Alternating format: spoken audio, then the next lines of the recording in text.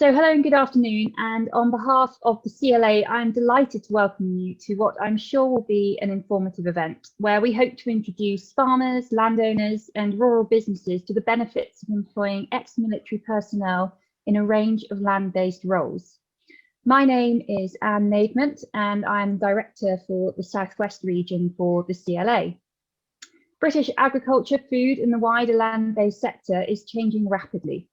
Emerging technology, structural changes, and a new regulatory framework provide exciting new opportunities at all levels for people with diverse prior experience. Ex-military personnel have many of the skills and attributes needed at this time of immense change. At this afternoon's event, we will explore this largely untapped resource for our rural sector and talk through the opportunities that are out there. We're very fortunate this afternoon to hear from those involved in this area, including Ruralink, Forces Farming, HighGround, the Veterans Farmable Foundation, and we'll also be hearing case studies from ex-military personnel running farms, estates and rural businesses. All the biographies of our speakers have been sent to you in advance. As opposed to a webinar, we are hosting this event as a meeting. This is to allow better engagement and interaction with the audience during the question and answer sessions. Each speaker will present in turn, and we will hold 2 Q&A sessions as we go through. There is a chat bar on the side, which you may have noticed on your screen. Do feel free to add any questions or comments at any time using the chat button, and we will attempt to cover as many as possible. And if I may ask that your videos are turned off and that you are muted whilst the presentations are underway. I should remind you that today's session is being recorded for future use, including availability to other members, and will be available on our website after the event. Thank you very much, and I would now like to hand over to our first speaker, Fiona Galbraith from Ruralink.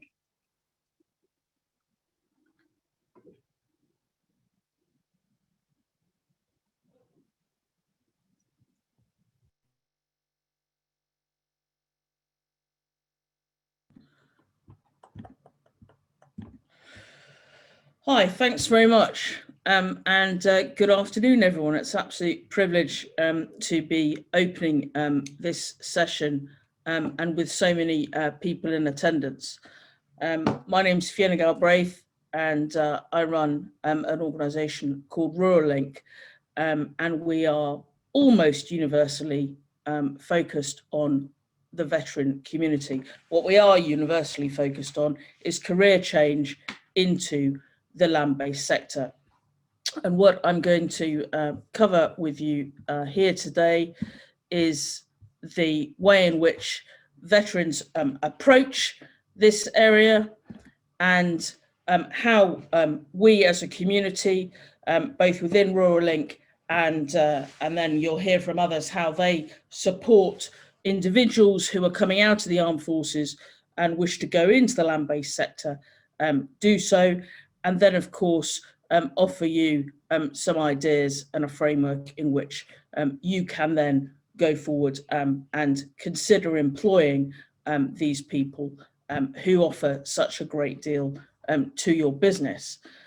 So the way I'd like to start is I'm going to talk about transferable values that make veterans coming out of the forces or who've been out of the forces for a short while such a good fit with land-based businesses.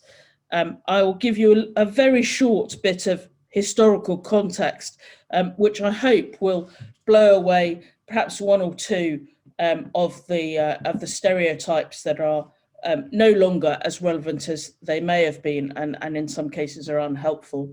And then I'll give you the frameworks that we use in Ruralink, both from a perspective of a veteran candidate for a job, as they go through their resettlement, and then the way in which Ruralink is developing its partner scheme that just will give you a perspective looking back into the employment market and perhaps give you some ideas to hang your hat on there. So without any further ado, let's have a look at this. Now, this slide has been used by the CLA as the front cover of the campaign, and so you will have seen it as you signed up from here. And I came up with this well, over a year ago now, as I was preparing for the last live version of Llama, and some of you I'm sure were there and will remember it. And the reason I've done this, you may spot that the mnemonic here is farmers. Within the military world, we operate with, in some ways, we're very simple people, and we like to have mnemonics, and every bit of learning, and there's a lot of learning that goes on in the armed forces, is supported by a mnemonic. And so this works on two levels, this mnemonic. It gives our people something to remember in terms of what I'm about to tell you.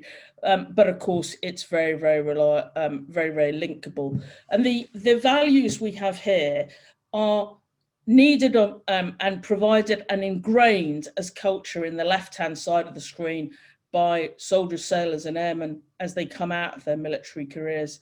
And I'm told by farmers and other land-based employers that these are the values that are wanted in these businesses, and sometimes can be a bit hard to find. And so very quickly running through them, military folk are formable, they're trainable, they are used to learning. They change jobs every 2 years during their military career, sometimes more frequently, and they turn up and they expect to deliver within days. They expect to do courses, they expect to train. If they come to work for you, they will have done their homework, and they will want to start delivering. So they're very formable. And in terms of culture as well, they will pick up on the culture because they're used to changing organizations, albeit changing from one industry into another is a bigger change, but they are used to change, and so they are formable. They're adaptable, so in a more micro scale, something goes wrong, something they're trying to do and deliver on your behalf. If there's a barrier comes up, they'll adapt, they'll find a way around it, they'll be resourceful enough to change and find another way of doing it. They may need a little bit of support in learning how to do that in a business for the first time. They may need to have a what we call a left and right and arc, some sort of boundaries in which to do that. But they will seek to push through, to be adaptable, to overcome an obstacle. They'll be reliable. They'll turn up on time with the right kit, in the right place, in a way, every time. That is the culture of the beast. They'll be meticulous it's an M to fit it. We call it attention to detail. They shouldn't be the people that leave gates open when gates should be closed. They should be the people who finish a job, and if they can't, tell you why. They will pay attention and be meticulous. They're energetic, for the most part. They're fit and healthy, and so they'll approach something with gusto. As I say, they'll want to get it done, bring energy to it, and with that comes generally a sunny disposition, what the Royal Marines call cheerfulness in the face of adversity, which is one of their values, which is wonderful. Cheerfulness in the face of adversity. And I think a lot of people find that there's the same sort of slightly black sense of humour that you find out in a field. You find it on the battlefield as well. Same sense of humour, same energy. They're robust. Military people are robust, and clearly because of some of the experiences that many of them have had, they're not easily put off. They understand that turning up dressed for the occasion with the right equipment is important. And just as an aside, they're very happy with a health and safety culture, which goes along with feeding that robustness. And finally, on this list, they're selfless. And in fact, to a fault, one of the things that has to be drilled into military folk when they're getting ready to resettle from the armed forces into civilian sector is to talk about their own achievements, because they're so used to the culture of being part of a team and working for the team that sometimes they find it really difficult to express what they've done. When I'm working with businesses, I ask them to please remember that, and really to if somebody doesn't mention what they've done, to ask again, because it's not in the culture of people in the armed forces to talk about their individual achievements. They do talk about the team. So I offer you those as transferable values, and I hope they resonate with you. And they certainly resonate with military candidates who are applying to work for you, and they can provide you with examples of those values and where they've applied them. And hopefully you'll find that is what they bring to your business. Now, looking at just a little bit of a myth busting and a little bit of a cultural point, going back 103 years, 100 years to the end of the Great War and the big demobilization, 5.6 million, mostly men, who were demobbed, and actually across the Commonwealth who were demobilized. They provided a huge surge of manpower back into the economy in this country. And that's the type of agriculture they fed, which wanted that labour pool. Clearly, there was a change in land ownership, with estates changing hands, sons of great families being lost, and we all know that there was a lot of creation of trusts. But back then, there was a great deal of labour involved in the type of agriculture we were doing.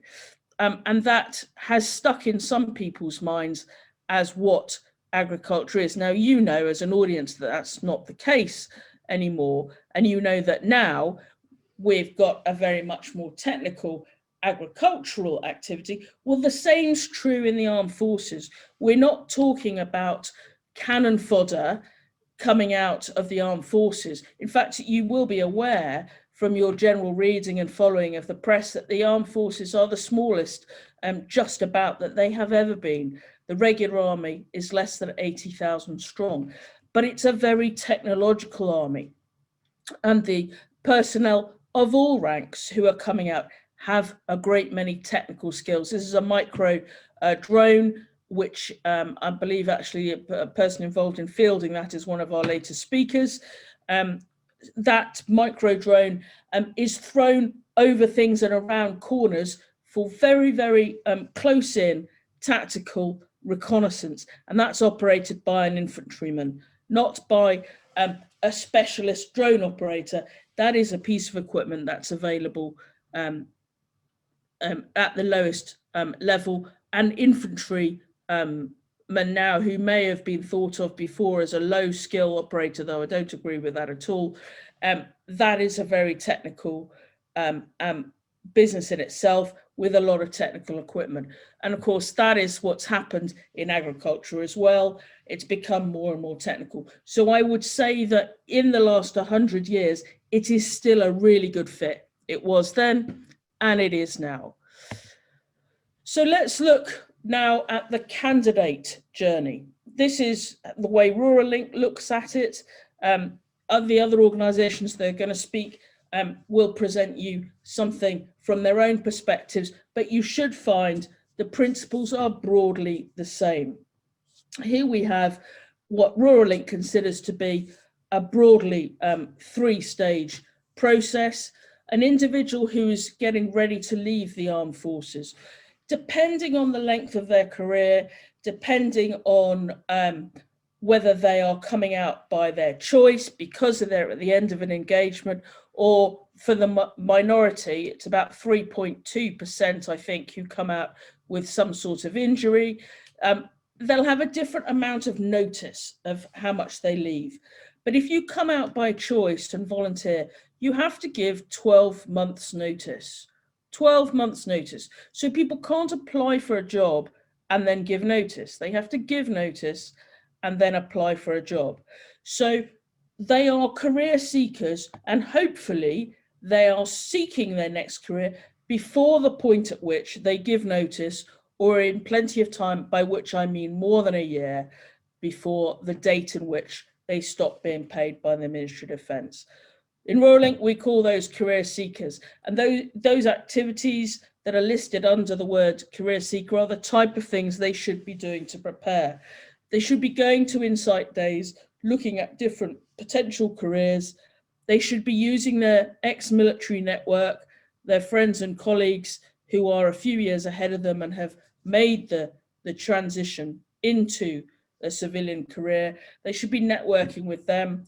They set up a LinkedIn account and other social media accounts as a service leaver, just to start getting used to those concepts which they may not have used in the same way within the armed forces, because the way you move jobs in the armed forces is very different from the way that happens externally.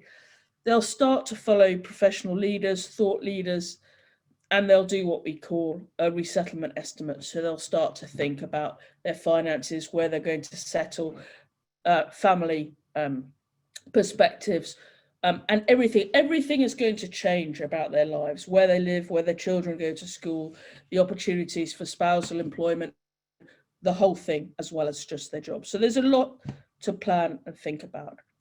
Focusing on the career, they're going to start to attend insight days, network, look at opportunities, start to do some training, upskill themselves, and they'll start to find the sector they want to work in.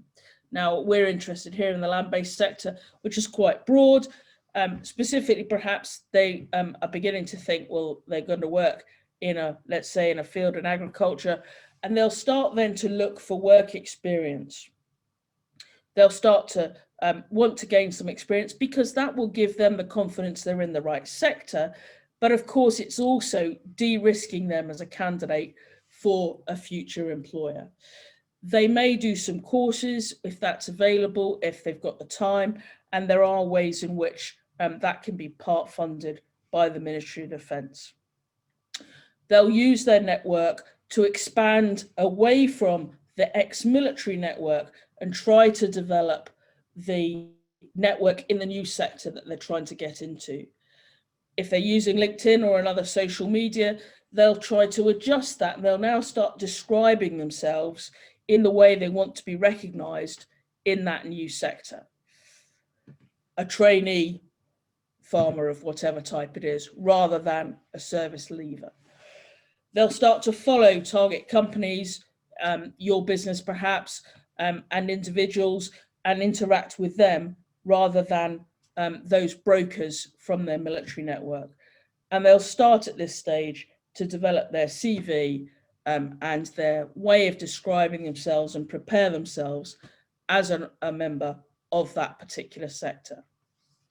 And then as they get towards those final few months where they're specifically looking for a job, it's what we call a gateway job. And a gateway job for Ruralink is one where the majority of the skill required is actually not the sector experience, but it's the managerial or the project manager or the technical, the communications, whatever the skill has been and the profession has been within the armed forces. That's what they're bringing to you as their first job, the gateway job. And I describe it there as 60%, maybe as much as 80% is the transferable skills they're bringing with them. Hopefully they've done some work experience, so they've got a little bit of credibility with you as an employee, but of course there's a gap there, and they do have to learn that on the job, as anyone does when they move up or move across into a new job. They will probably expect to change roles because they're going to adapt, they're going to learn. These are capable people, and as I've said, with those values they bring. And so they're going to expect to either promote within the organisation or to change roles and perhaps going to another organisation. And so if I move on, that's something to think about in terms of the way one manages a service leaver as they come into your organisation. All of this activity here with the green shaded boundary around it could be all within your business if you take on an individual. Ruralink it works with larger organisations at the moment to set up partner schemes to facilitate this journey. And if anybody wants to talk to me about doing that, please get in touch. But this activity across the screen here is the stepping stone, and you may offer all of this, or you may just be in the business of employing people for particular roles. But what you may choose to do is say, right, well, let's look at an individual. As an employer, let's de-risk employing someone who I can see might fit in terms of values, but I'm going to have to offer them some work experience just to get the measure of them. I'm not going to be able to take the risk of interviewing someone and accept on the basis of a half hour or 1 hour thing, but let's have them in the business for a couple of weeks, maybe, on work experience, and see whether this is true, that they really do learn that quickly, that they can adapt. And you should find they're quick learners, they're health and safety aware, they will integrate well in their team because they're culturally aware, they've got good cultural intelligence. They'll ask questions, and perhaps they'll ask you questions that the rest of your team don't ask. And they'll ask them because firstly, they want genuinely to know the answer. It may be because they bring a different perspective, and diversity in its truest form is something that perhaps will add value to your business, because they may ask you a question that doesn't have an easy answer and may cause you to reflect as a business owner.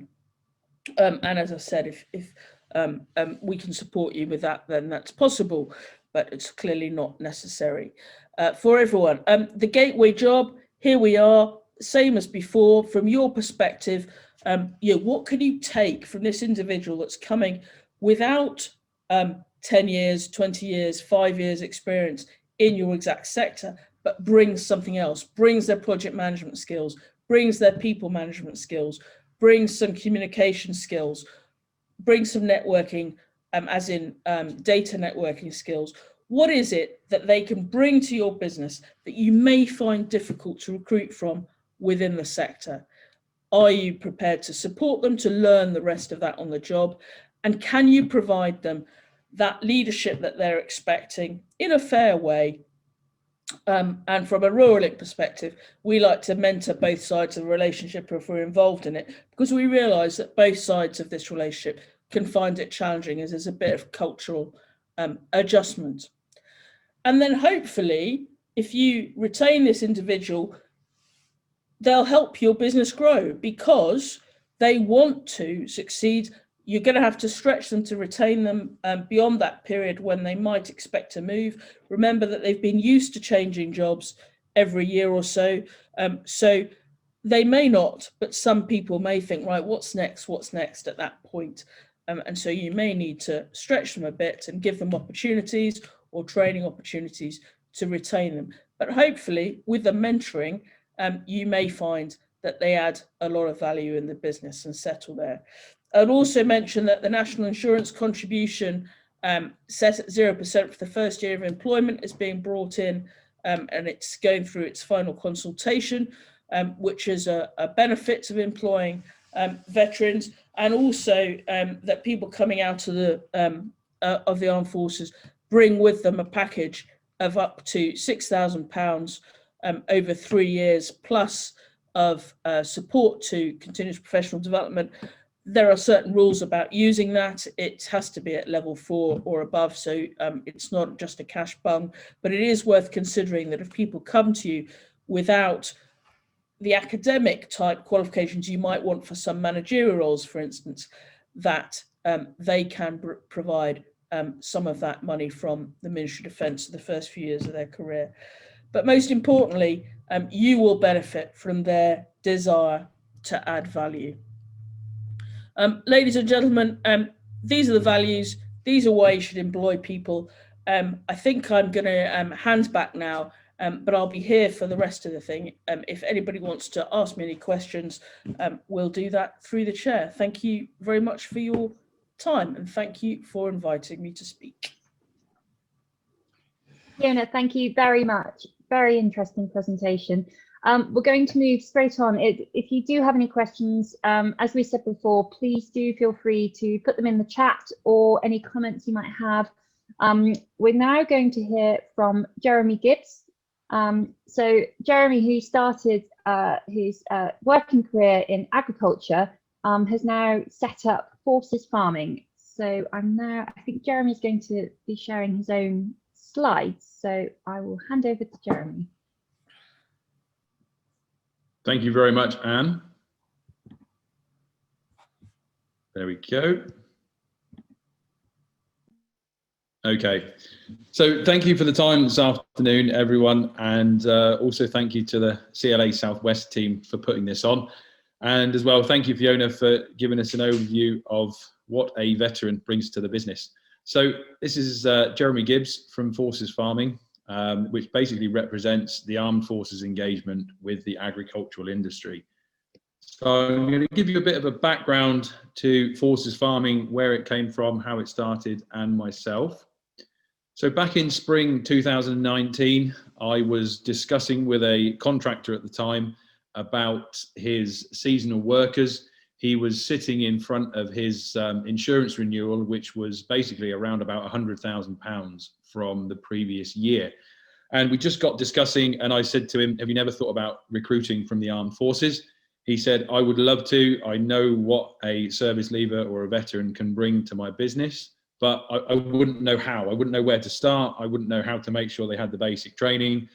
And in conjunction with a few close friends of mine who have served, some have been medically discharged, some have transitioned into other jobs, we basically sat down and discussed, well, surely there is a link between agriculture and the armed forces, and so Forces Farming was built. Over the last coming up 2 years, we've had a lot of organic growth and support. So through the social media channels, through other veteran organizations, we've really been, connected to several service leavers that are looking to get into agriculture and help them find places, either volunteering on farms or getting them employed, or helping them identify which training might be of interest to them. At the moment, we've got over 100 registered candidates on the system who've expressed an interest in moving into an agricultural career. And a little bit of background information. So the website for Forces Farming went live about 12 months ago, and that was right before we hit the global pandemic. So as you can imagine, things have slowed down a little bit, but that has also given us time to network and build for a solid foundation for Forces Farming as we go forward. The one thing I'd like to emphasize is farmers talk to farmers. So my background, I'll talk a bit more about that in a moment, is agriculture. Spent my life in farming, and using my network of connections across the country, we've highlighted partner farms, as we call them now, to offer volunteering experience, to offer shadowing experience to people who want to learn more about agriculture. And if you know of any farmers, or if there are any farmers online or any landowners, I always say farmers work on a principle of know, like, and trust. If they know you, they will answer the phone to you, they'll have a chat with you. If they like you, you might get invited in for a cup of coffee, a cup of tea. And if they trust you, they will work with you, or they will buy something from you, or take your advice and work going forward. And I always say to people who are leaving the armed forces, you, ladies and gentlemen, are generally in that trustworthy bracket. You've served the country, you've put your life on your line for the country, and there is a similarity between a farmer and a landowner and a veteran. I always say, if you put a farmer and a veteran in a room, I'm pretty sure with 20 other people, they would somehow find something to talk about and they would connect. They are two very, very similar industries, and that is the point of Forces Farming, is to bring these two industries closer together. So a little bit about my background. I put on there over 20 years in agriculture, so I'm coming up to about 40. From the day I was allowed out on my bike to cycle down to family friends, dairy farms and arable farms, and sit on the gate watching what was happening, combining, haymaking, milking, working with beef cattle. I've always been in agriculture. I haven't served myself, but I can see the similarities between the two industries. Following my, let's say, childhood interest in agriculture, I went off to Sparshot College in agriculture, did 3 years there before going up to Harper Adams and doing a degree in agriculture with mechanization. And that followed on with a almost 10-year career working for John Deere, and 7 of which based in Germany. Coming back from there in 2015, spent 3 years working for a large biomethane plant down in Hampshire. and then decided after that to go self-employed. So I split my time between forces farming and working for farmers and landowners across the south of England. I'm also a Yellow Wellies ambassador for farm safety and mental health. So working together with others across the industry to promote farm safety and mental health. And that is two things that I always touch on when I'm discussing with someone about moving into agriculture. There is no point sugarcoating the industry and saying it's all walking through meadows and lovely, warm, sunny weather. Farming is a tough industry. Agriculture is not an easy place to work in terms of safety. So I want to make sure that people that are coming through the process, which I'm going to talk about in a moment, understand farm safety and as well have an appreciation for the tougher times in agriculture that we experience. So to fund Forces farming activities, I set up a community interest company, which is called Forces into Agriculture. So Forces farming itself is a limited company. It's not for profit. Anything we make long term in terms of a profit is donated back into the CIC, which then funds further development of veterans and service leavers who want to get into agriculture. And also that CIC element allows me to work with companies who are recruiting through the process, through donations into the CIC, rather than me charging a fee or anything like that to the companies. So how does the process actually work? Over the last 10 months or so, I've spent the time looking how we can best suit the service leaver who is at the center of everything we do. So the structure you can see on the screen is, oh, 1 second, just do that. There we go. So sorry about that. I didn't realize my camera wasn't on. You should be able to see my screen now, or see me. Yeah, so I wanted to make sure that the process I set up has a service leaver at the center. And as you see there, a good recce is seldom wasted. And that is the foundation of how Forces farming works. So starting at the top, we work on a process of insight. So if someone approaches me or gets passed on to me by another military charity, perhaps, or gets connected or passed on by a friend, the one thing I start with is insight. So in an ideal world, if we hadn't had a pandemic, that would have been 1 to 2 days or some volunteering on farms across the UK.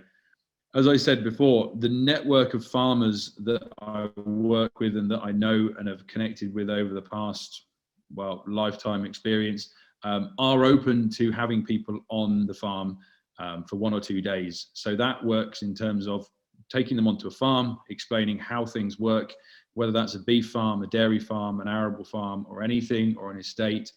How does this business operate? What are things like the working hours? What are the salary potential? What kind of holiday can you expect a year? Things like that that people need to know before they even consider getting into an industry.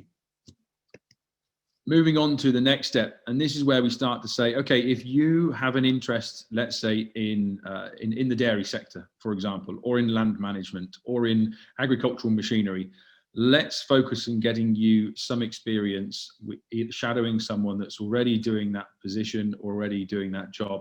So that might be spending 1 to 2 weeks with a shepherd or a herdsman as part of while they're employed, by the MOD, or spending, maybe a few weekends a month or a few days a month volunteering on farms. At the moment, I've got 2 gentlemen, one down in Kent who is volunteering with a large cattle farm who have about 700 cattle, and another veteran up in North Lincolnshire who's also working on a lambing herd at the moment, or a lambing flock at the moment.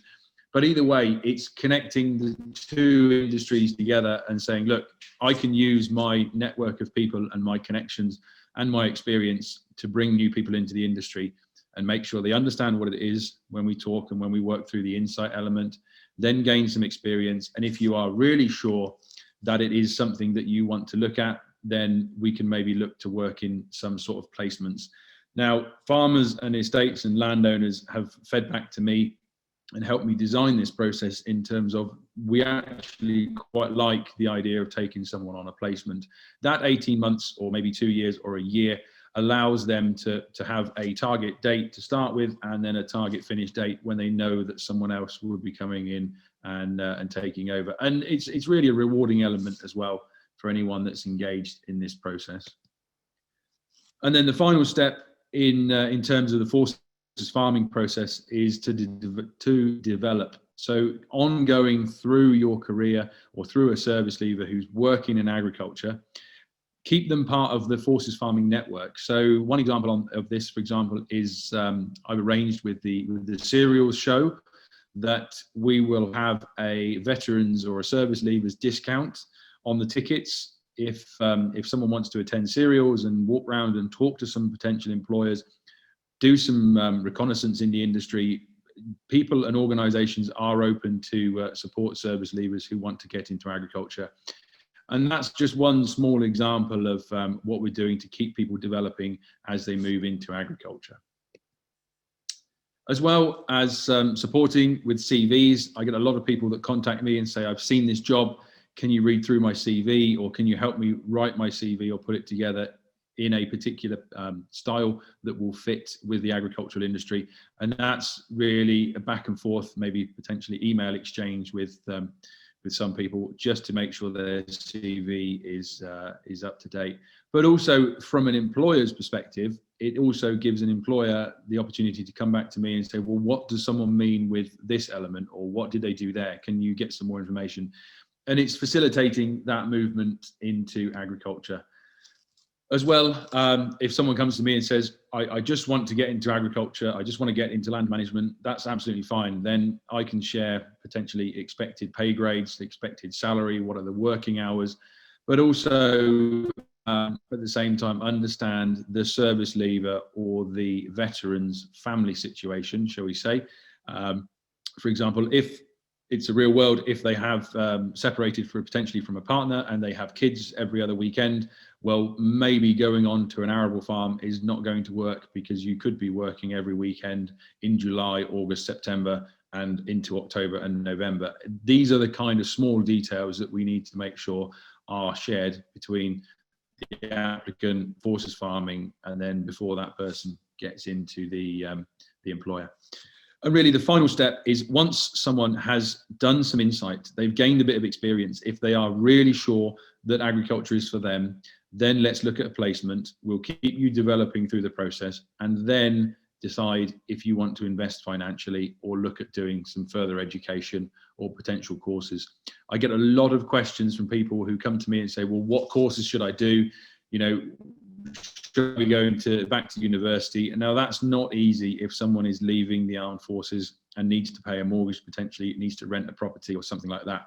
We need to make sure that these people moving in want to work in the industry, understand things like the pay grades, and then if they have the opportunity to invest in further training, let's make sure that that fund and that money is being spent wisely. So just a quick bit about how you as a landowner or potential farmer can engage with forces farming. So if you're looking to become, as we call them, partner farm, or even potentially as a participant, head over and have a look at the website forcesfarming.co.uk, and you'll see there is some background information there about what a veteran or service leaver brings to your business. And as well, if you are a service leaver or veteran, what do you offer the farming industry? Fiona mentioned on some of the transferable skills that are existing in terms of what a veteran can bring to your business, and that's reinforced by what we've got on the Forces Farming page. And also there is the section how it works, so it talks through insight days, experience events, and potentially placements. But if you head over to the website, you'll find at the bottom of the page it says register your interest, and that email will come back into me and we can start discussing what you might be able to offer. Social media as well. This has been great, with a lot of service leavers and a lot of veterans being on social media. The word of mouth and sharing of posts and things like that has been fantastic. The amount of messages I get on LinkedIn saying, can you point me towards some interesting webinars, or can you, maybe connect me with someone I can talk to about agricultural engineering? It is simply a way of connecting my network with people who are looking at getting into the industry. Also, a little bit of background information if you would like to listen to a little bit more about Forces Farming and what we do, how we've set it up and where it came from. There are about 5 or 6 podcasts out there. So if you're familiar from the rural sector with the Rock and Roll Farming podcast with Will Evans, I recorded one of those last year in June, and we talked all things farming, forces, mental health, my experience, my previous career. That's about an hour and a half to listen to. Recently, I did an Agri-Turf podcast with a veteran who is now employed by Chandler's, who are an AGCO dealership. He left Bovington Tank Regiment earlier last year in about June, and he is now an agricultural engineer. So you can listen to the Agri-Turf podcast. And then We'll Talk Military, the Watchword podcast, and the H-Hour podcast are all ex-military podcasts that offer a little bit more information for service leavers and veterans who want to learn a little bit more about forces farming. And then finally, this is a little bit more for the service leavers and veterans, but we are also working with some other veteran support charities and transition support services, because they also get referrals from people who might be wounded, injured or sick, and are looking at getting back into some form of career, some form of employment. So we're working with organisations such as the Poppy Factory or SAFA, and also organisations and charities like Mission Motorsport, who take care of the automotive side of the transition. But they also get people who come to them and start talking about farming and being outdoors, and they then pass them on to Forces Farming. So just a little bit of background about what we've delivered so far. So I mentioned to you insight, experience, placement and development. We had, in between the 2 lockdowns last year, an insight day about beef and sheep up in Warwickshire. So we worked with Nick Goldsmith, who runs the Woodland Warrior programme for veterans, and some of them had expressed interest in getting onto farms and learning a little bit more about farming. So we took the opportunity to work with Mark and Emily up in Warwickshire to put together a couple of days where they could come, handle some sheep, spend some time with the cattle, do a little bit of tractor driving, and then overnight we camped down in the little copse up there, we cooked on the campfire, and just literally spent time talking about sheep, beef, handling livestock, fencing skills and things like that. And really one of the biggest things for this was the enjoyment that the farmers got out of this by talking about the industry. And that is something I said at the start, that connection between a farmer and a veteran, or a landowner and a veteran, is already there. It's just marrying up the two that come together. Looking at this going forward, so one insight day we do have planned is on an estate up in the Cotswolds. So a good friend of mine is farming about 5,000 acres. The family have been up there for over 200 years. Now, he is focusing on a hybrid system, working around regenerative agriculture. And he also works as well with a couple of key industry organisations. So Ed has offered to take us around the farm, not around all of the 5,000 acres, as you can imagine, but to give us an insight into livestock, into soil health, into combinable crops, into cover crops, and everything that they're working with on the estate. So if someone is interested in getting into estate management, talk to a farm manager who's running 5,000 acres and a couple more in terms of tract farming, and get a bit of insight into the industry and understand what you need to do to move forward if you want to become either an estate manager or a farm manager, or even potentially a worker on one of the farms, as we explained. So with reference to what we are doing now, we are hosting virtual insight events. So we know that getting people onto farms and getting people onto land and walking around and looking at the farms and getting some insight is not easy these days. As you know, a lot of farms are in, as we call, work bubbles. They don't want people coming on. There's a risk if someone has to isolate. So what we've decided to do is work towards virtual insight events. Look at regenerative farming, estate management, agricultural engineering, farm management, agronomy, dairy, beef, sheep, pigs, poultry, etc. But also we have got some industry bodies that we're working with. So we've got people like the HDB lined up.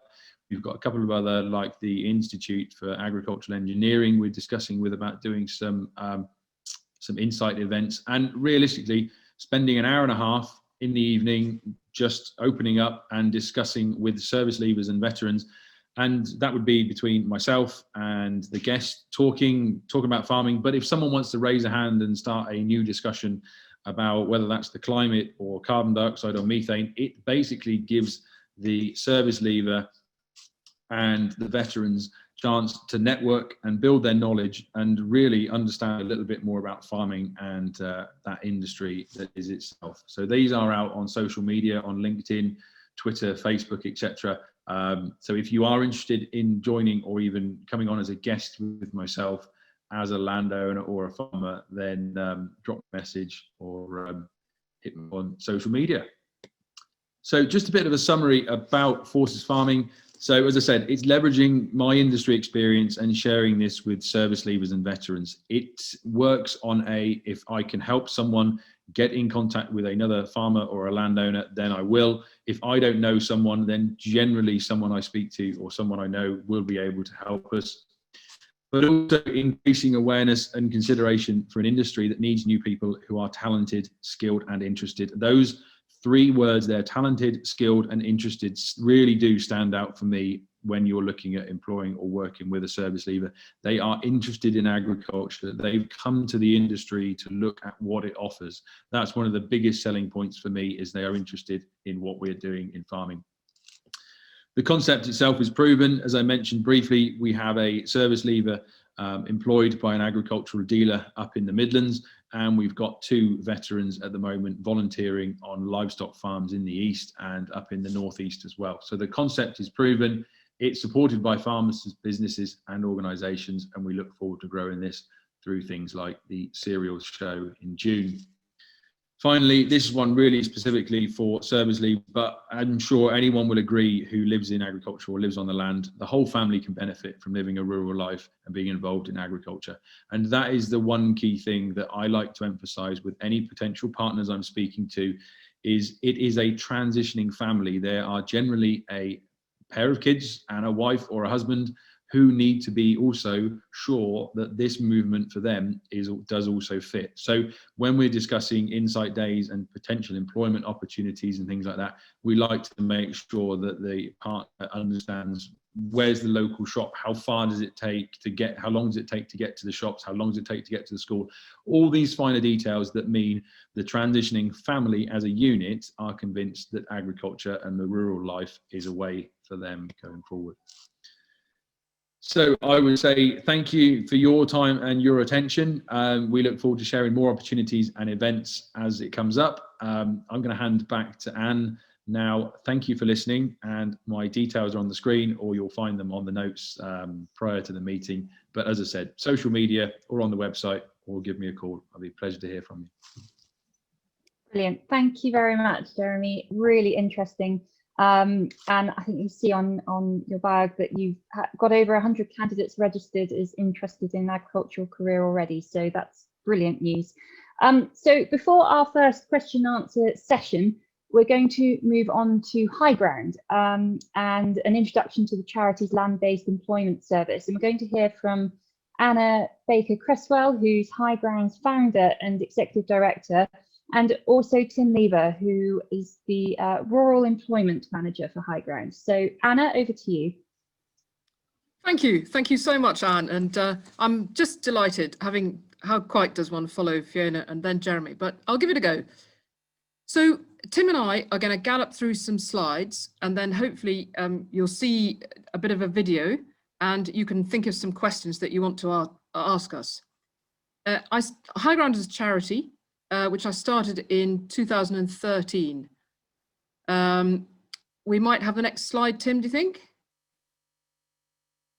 Maybe we won't, maybe we do. There we are. And so the point of the charity, we always have to have these strap lines for things, is to improve the well-being and vocational prospects of service leavers and veterans using the green environment. Basically, it's outdoors. I kind of made a bit of a rod for my own back because we do 2 things. They are linked. They're linked really by the outdoors. We're very proud that we deliver the horticultural therapy service at Stanford Hall for injured serving personnel, and following a pilot at Headley Court, which some of you may have heard of, we successfully moved when Stamford Hall was opened by the late Duke of Westminster, having created this stunning place. And they've been very busy during COVID, and it's a pretty cool thing. So we're here to create a national footprint for the other side of the charity, which is helping people to find jobs in the land-based sector. And after the Headley Court pilot, as I say, we moved to Stamford Hall. The Rural Week started, we started at Plumpton College, and really the point of a Rural Week, it does complement what Fiona and Jeremy have been talking about, but we're a slightly broader reach, because what we want to do is help where people come to us because they know they don't want to work in an office. I've kept the expletive out of there, but you kind of get the drift. What do they want to do? The land-based sector is huge. And so our role is to really try and help people to work out what it is they want to do within it.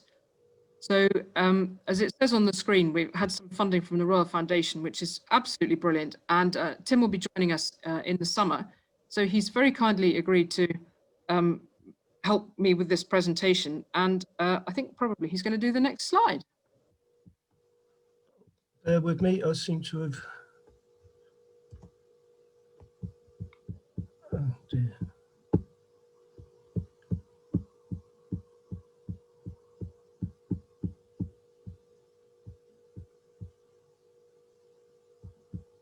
Oh, for God's sake.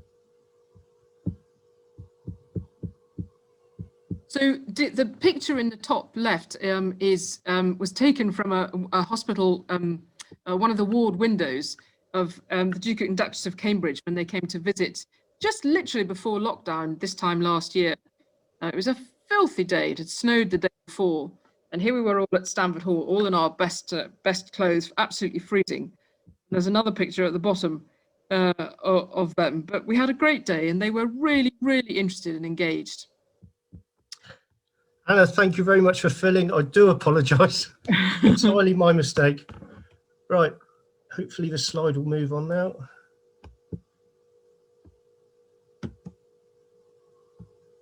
Oh dear. Right, this is... No, I cannot move the slide on for some reason. There we go. Right, good afternoon, everybody. I do apologise for that, entirely my fault. My name's Tim Lever. I'm currently serving military. I've got just over 30 years military service under my belt. I'm currently in the transition process or resettlement process. I'll come back to definitions of what resettlement means in a moment. But just looking around the outside of the slide here, you'll see various different publications from different branches of the armed forces.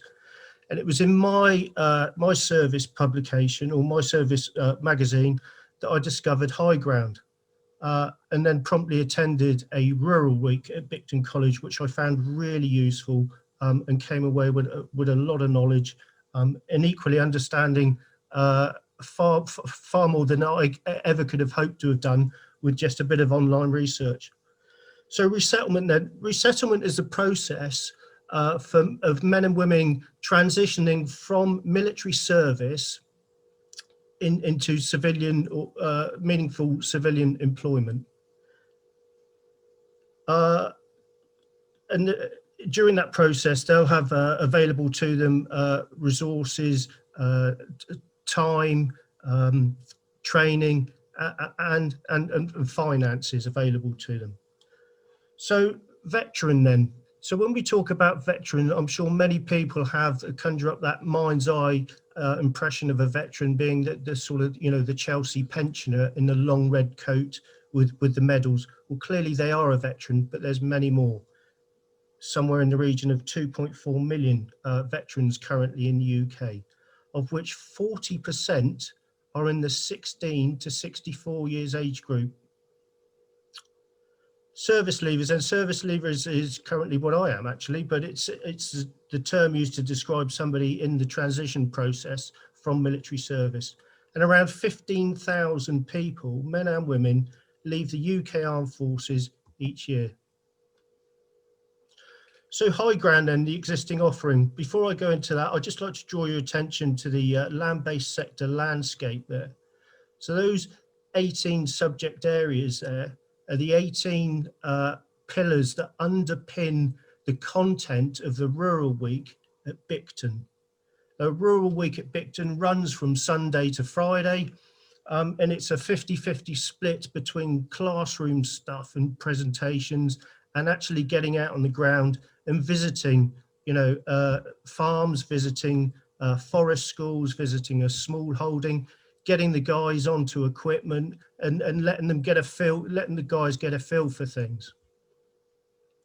In addition to that, well, clearly we couldn't run Rural Weeks in the last year with the epidemic and with the pandemic and the lockdown, etc. So to keep the ball in play, we developed the virtual Rural Week, which is run online. Now, clearly, 7 days sat in front of a laptop screen is not going to do it for anybody. So although it's named a Rural Week, it's actually run from Monday to Wednesday. And because of the limited opportunities, i.e. we can't do visits and get guys on equipment, the virtual Rural Week it covers the first 6 areas that you see on the land-based sector landscape there. And following on from both the virtual Rural Week and the Rural Week is the continued network support. Now, there's no time frame on this. The guys that have attended and become HighGrounders, as we like to refer to them, they can come back to us at any stage through their transitional process for questions, support and advice. So how can HighGround assist landowners? Now, we understand that it can be quite a challenge to find the right candidate to fill the role that you may have on offer. And we can link you with the opportunity to link with people with these personal attributes that are listed on the slide in front of you here. I'd particularly like to pick up on the highly trained and trainable. Men and women in the armed forces will receive copious amounts of training throughout their military career on equipment, vehicles, weapon systems, policies and procedures, techniques, and they'll need to pick this up quickly and put it into use quickly. So they are highly trainable people. They're used to being trained, they expect it. And if they don't if there's something they particularly don't get, they will ask relevant questions. So stand by to be questioned. Equally, they're going to have transferable skill sets, manpower and resource management, logistics, etc. But I particularly like to pick up on the IT and automation. So equipment or vehicle automation and autonomy there's a direct synergy between between that technology and the way it's used in the military environment and the way it's used in the land-based sector, in particular the farming environment. Now, we talk a lot about drones, and indeed we saw a picture of a drone earlier on through Fiona's presentation. Now, clearly drones have their uses in the military, but they also have their uses in the land-based sector. Coupled with that is the information that drone will record. So we're now getting into what we call in the military, we call big data. There's a lot of data out there that's available from drone overflight, from cameras and sensors, open source information, satellite imagery available on the internet, weather reporting available on the internet.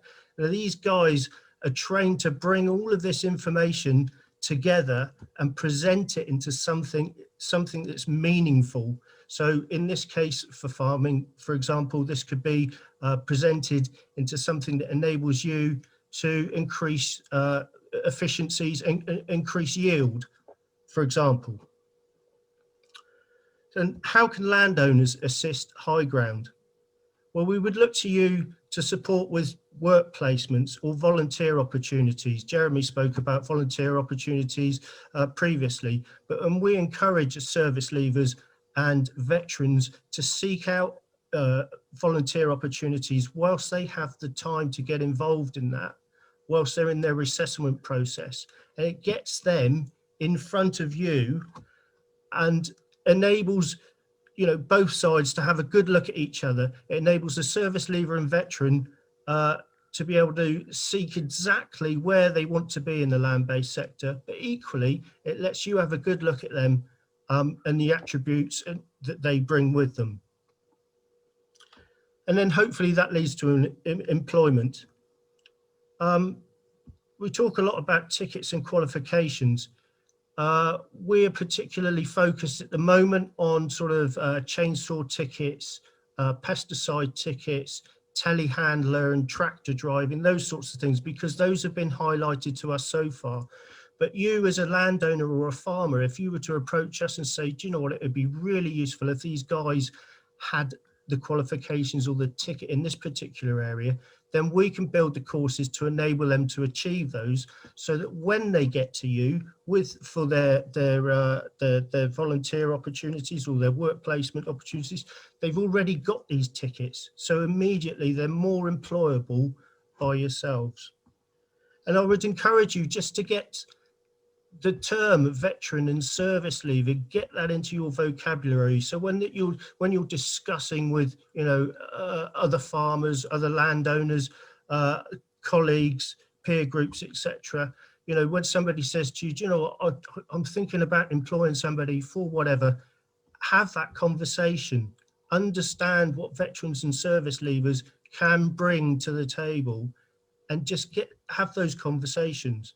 And just generally raise awareness, not just of service leavers and veterans, but of the charities that support them, and what the guys that you've heard here today, what we can help you with, essentially helping you to help yourself. So future plans then, hopefully we will get back to Bicton College. Well, of course we will get back there at some stage, but hopefully this pandemic will move on to the extent where we can get back to face-to-face training. We'll continue to develop our national network, and indeed that's part of what this is about today. We're looking to develop a rural experience week, and again this will be run at Bicton College, and it will be part of the recovery pathway for service leavers who are perhaps have gone through Stamford Hall for rehabilitation for an injury. So they're at the stage where they're not quite at the cusp of leaving the military, and they're not quite ready for employment, but they know that they want to look at something in the land-based sector. So that will be along the lines of a rural week run at Bicton, but it'll be a little bit more relaxed and a gentler approach. We'll continue to run the rural weeks at Bicton when we get back there. There's 8 of those a year, 4 in the spring and 4 in the autumn. And we'll continue to run the virtual rural week as an offering for guys who are deployed overseas or indeed on board ship. We're working with Bicton College to develop those courses that I spoke about earlier on, to enable the guys to get the relevant qualifications and tickets. As part of the HighGround expansion, we're moving into Askham Bryan, where again we'll take the model which has been very successful at Bicton and run the similar model at Askham Bryan, again 8 weeks, 4 in the spring and 4 in the autumn. And this will cater for the increased demand, and also offers a geographical option rather than trying to drag everybody down to Bicton. Oh, slides are stuck again. There we go. Oh, dear. Oh, so listen, so thank you very much, Tim. So this slide's really all about, as I said earlier on, we're a charity, and as Tim referred to, our support is open-ended. So some people approach us and they just need a couple of introductions. So it's not, our engagement with them is pretty brief. Other people need a bit of a nudge. Some people need a bit more hand-holding. They need a bit longer. And everybody's different, and everybody's life situation they're all at different stages. So in order to enable us to continue doing this, we need money. It's a dreadful word, isn't it? So here we are, and the slide says we're not a recruitment agency. The Friends of HighGround is something I just would like to very briefly mention, because it's so important. we wanted to try and gather together everybody who gets what we do and supports it, whether they want to raise awareness. It'd be nice if they raised a bit of money as well. So we've split the country into regions, and we're starting off with regional champions, and we're using the pandemic to try and just get our act together on a regional basis, because we don't have a central office, we don't have a fundraising department, and we don't have a fundraising budget either. So we are very fortunate on our development board to have some really pretty grown-up people. Geraint Richards is Prince of Wales's head forester. He's cool. Marcus Barnett, again, ex-Scots Guards, and now an A-list garden designer, landscape designer, I think he'd probably call himself. And the point of these people is they are the link between Tim and their industry. So when Tim's got somebody who's really interested in getting into landscaping, probably one of the first things he would do is contact Marcus and see how we can shorten the pipe, as it were. What else do I need to really say about this? I probably don't think very much. Other than just to say that we're very proud that the Rural Experience Weeks have been funded by the Armed Forces Covenant, which again is something that you as landowners may well be hearing about, I hope, a bit more, because that's the pledge between the country and those who serve, and it's quite an important thing. And as an employer, employers are being asked to sign the covenant to say they agree with the principles of it. So keep a lookout for that too. I think on the next slide is really just how to, as Jeremy was mentioning, social media is just absolutely, can't live with it, can't live without it really. But those are that's where we are. I'd encourage as many of you as possible to just sign up to receive 4 newsletters a year, just so you can keep in touch with what we're doing. And then hopefully you've got some questions for us.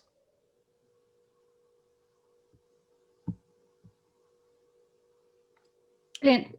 Thank you both. I think we now have a video to play, which I think Karen is just sorting out.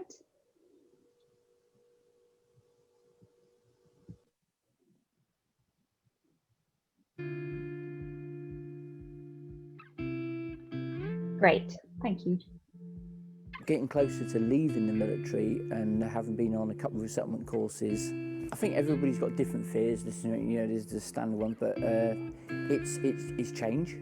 I haven't worked professionally anywhere else since I joined the military at 19.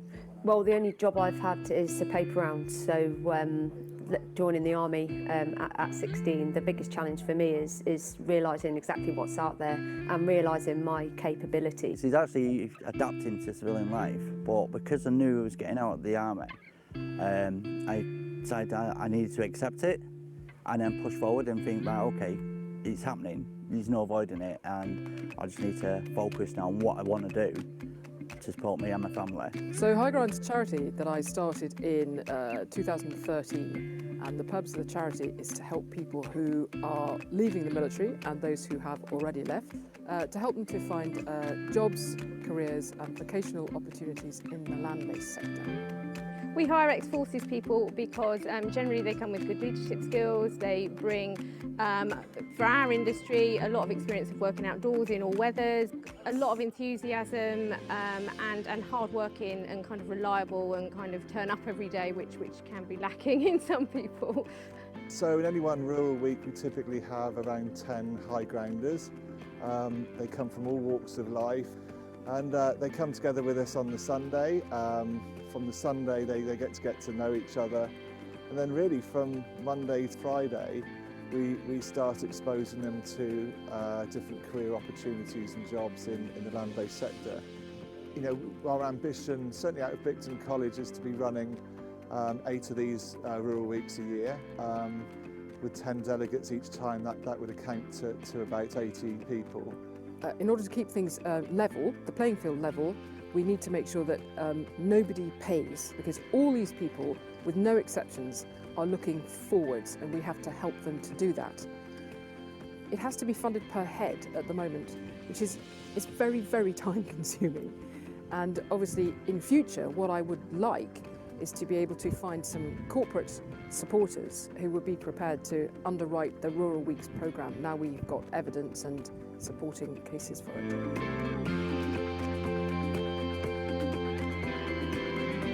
They're passionate about what they do, which really helps in your decision making as well, because they enjoy what they do and you think, well, it's something I want to do in a particular field, and you go, well, why not? I've got a lot of friends that are out the military, potentially not going down the route that they intended. I will be plugging this course, and long may it continue. There's so much I've learned that I probably in the rest of my life would not have learned just because I've been here. So it will open your eyes to things you never would have considered, you wouldn't even think was a job.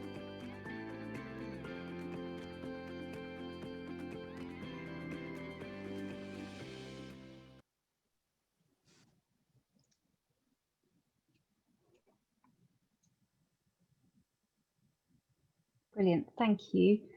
So thank you to Anna and Tim for your presentation. So we're now going to stop sharing the screen. So hopefully we can see some faces of those attending today. So if you do have a question, please do either wave frantically at me so I can see you, or do put it in the chat. And hopefully we'll have some questions coming through. We did have one that came in earlier on, and I see Fiona very kindly replied, but I am going to ask the others for a view on this. Oh, Colin is here. Actually, Colin, would you like to read your question out? Oh, we can't. My daughter, who's 23, has just started off on her army career, and her first posting is in Poland. On the Russian border in -21. She's hoping to serve 10 years in the armed services and then return to the family estate. What advice would an army personnel give her during her army career? Should she carry on doing a land-based training at the same time, so she's ready to leave the army? Thank you. Jeremy, would you like to? Yeah, first of all, I'd say hello, Colin. How you doing? Very well, thank you. Excellent, good. Yeah, I mean, I sent you a message directly. I think the one thing, especially in the position that she's in, and if you were open to it, would be to see if she was looking for any, let's say, any other experience that we could arrange by her potentially going to other farms, estates, or something like that. The other opportunity, and this is one thing I didn't touch on in my presentation, but is to look at where money can be spent. For example, are college courses available where she could potentially, as part of that course, which could be funded by the MOD eventually, qualify her for things like basis and facts, which I imagine would be quite useful on the farm. Great, thank you. I know we're hearing from Johnny Kerr later on, but Johnny, would you like to come in on this? Yeah, sure. Hopefully you can hear me. I've just unmuted myself. Perfect. Yeah. Yeah, Colin.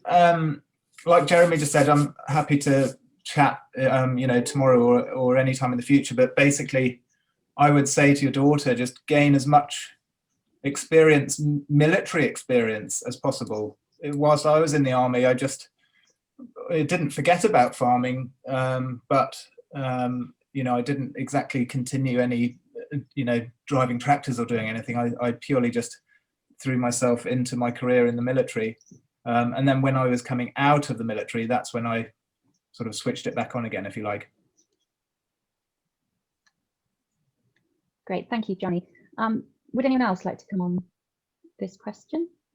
I'll just jump in. I completely agree with Johnny. While she's serving, you know, focus entirely on a military career, because I'm sure she'll find things through a military training that are directly transferable. I know she will find things through a military training and a military career that are directly transferable, but she perhaps doesn't realise it quite yet.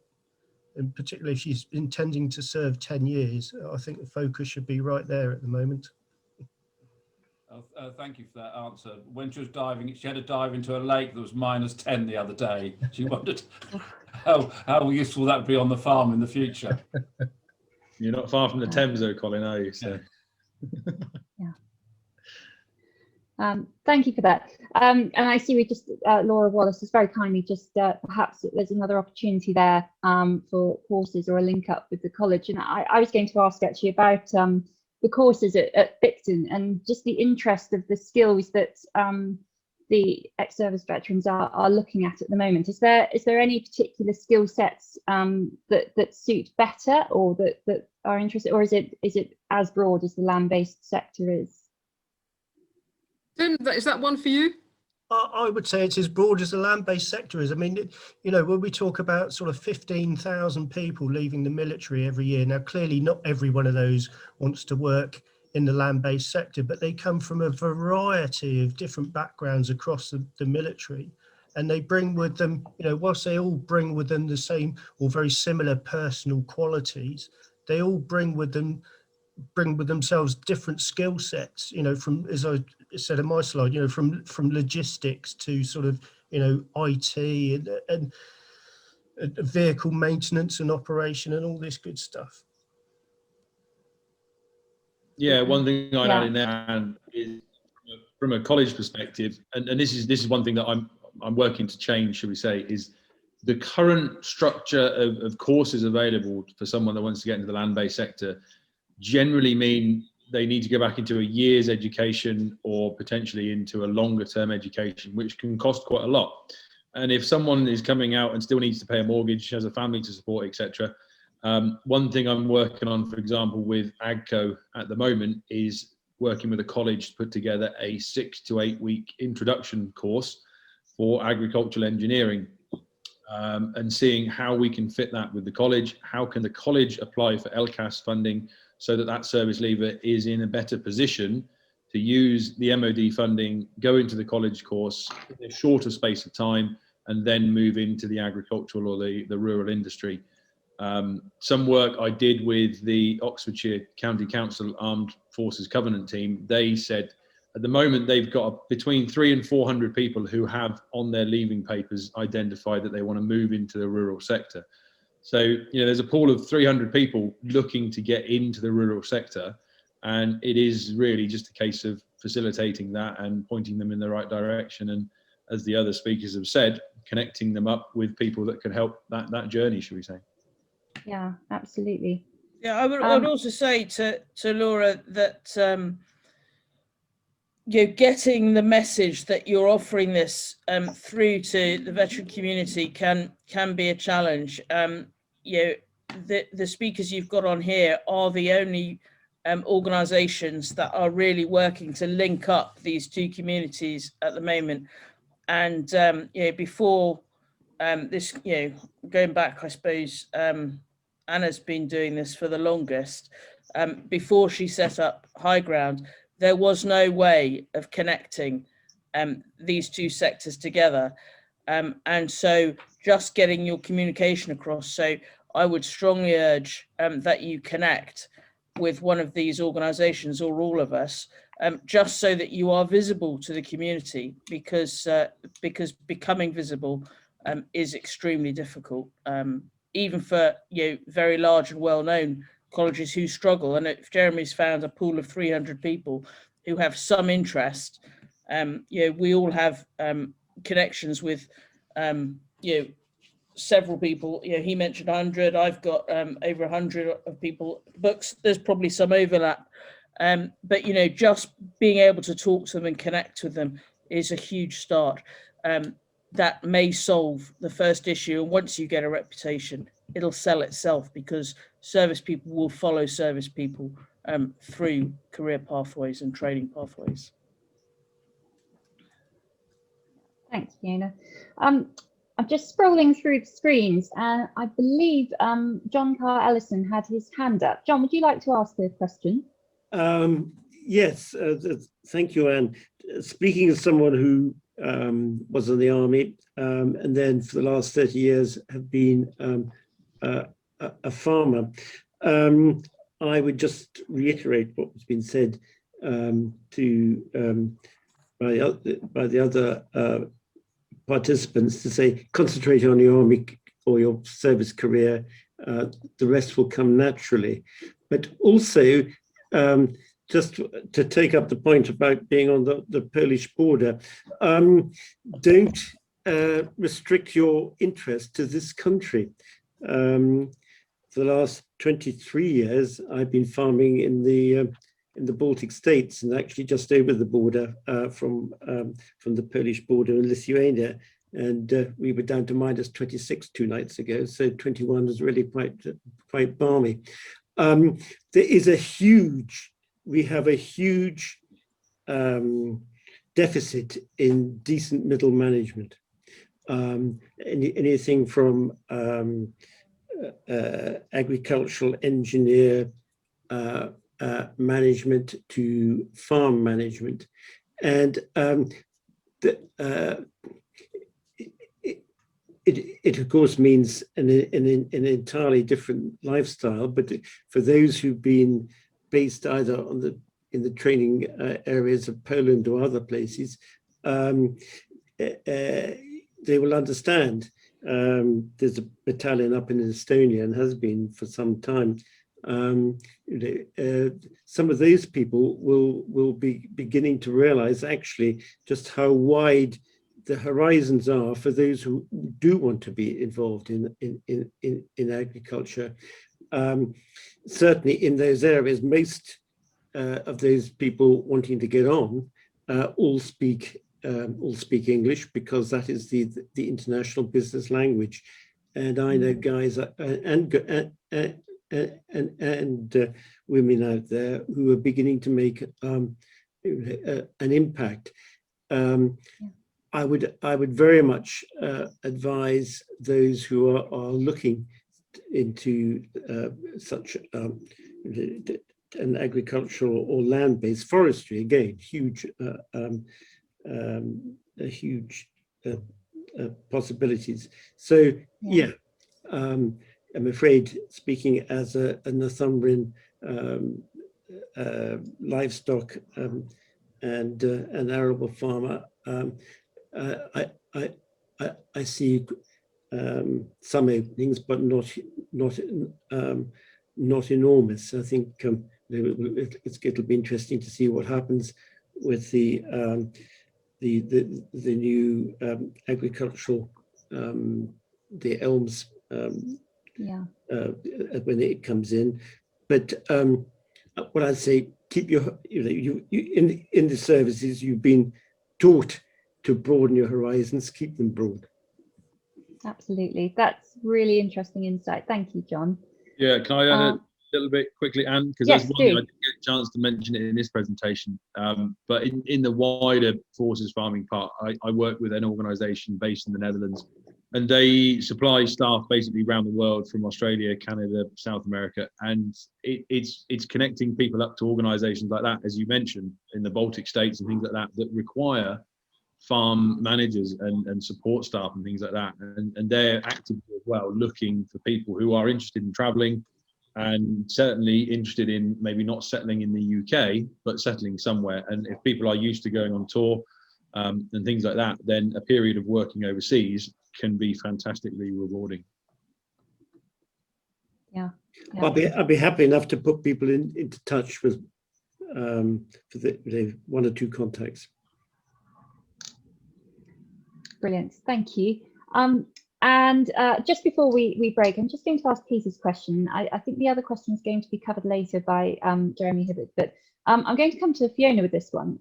But do people who have been used to commanding large numbers of others find it difficult to work with tiny numbers of civilians who might be less compliant?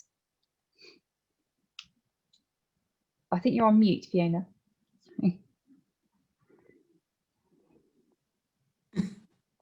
That is a very loaded question, and there are undoubtedly a few people who do find that difficult, but the vast majority do not. And the reason for that is the way that the military command structure works is that you recognize that the way the human brain works is we can only deal with between 5 to 7 things at a time. And our command structures are therefore set up so your direct line of communication, your next layer of command is 5 to 7 people. The largest command I ever had was 320 people, but I worked through a team of 7. And actually, it's an absolute joy to work with a small number of highly motivated people, and to be back working with people who are directly doing the work rather than having to work through complex teams. There are undoubtedly a few people who struggle with that, as I'm sure there are everywhere. But from my personal experience, it's a delight. And the majority of people I speak to, it's an absolute delight to work with highly competent, motivated people in small teams. It's a joy. Brilliant. Thank you. And on that note, I think we are now running into our break. So if I may ask everybody to come back at 6:05 and we can start again. So everyone go and refresh your cups of tea or grab a glass of wine, and we will see you shortly. Many thanks.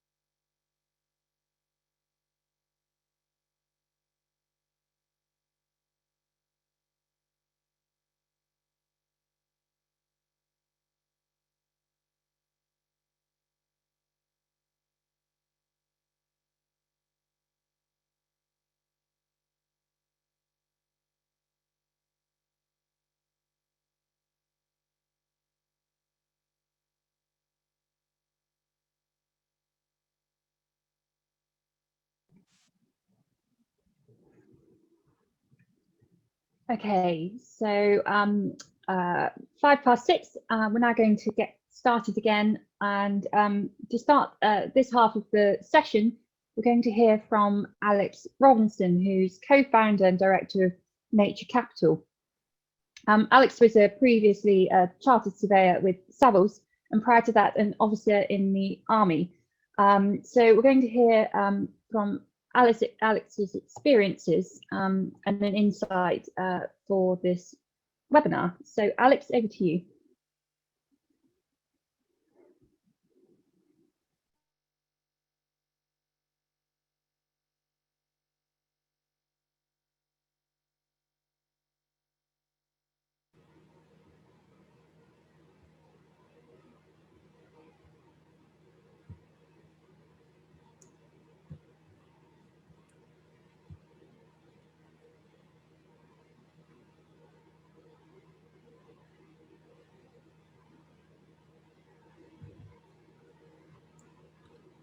Apologies, I thought I had it all set up and good to go. And the tea break put me out. Right, there we go, up and running. Thank you, Anne. So I'd like to just begin with a quick introduction and brief background of the journey I've taken from growing up on a farm to starting a rural business and via a career in the armed forces. I'm going to cover some of the reasons why I believe ex-service personnel can be a huge benefit to rural businesses, and highlight how my current work with Nature Capital has been positively influenced by my time in the Army.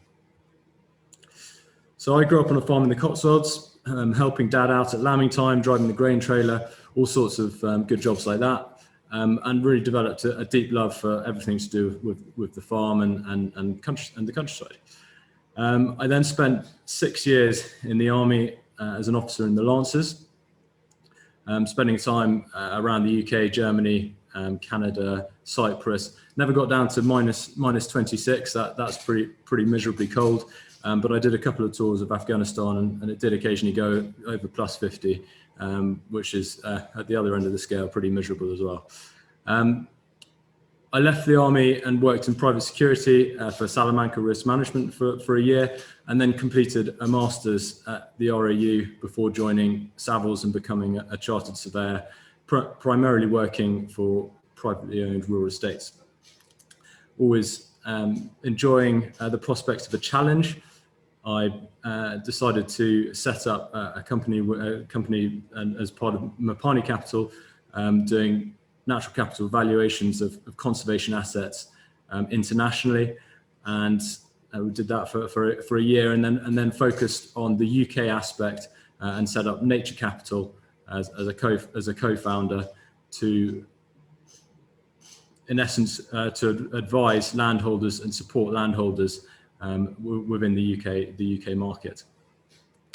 So I'd also like to stress, before I go much further on that, that life and experience in the armed forces is not necessarily quite as different to working for a rural business as first you might think. In many ways, they're very complementary. As with all professions, we dress for work, whether that's something smart or something practical. We can pull our weight and we can work in almost any office.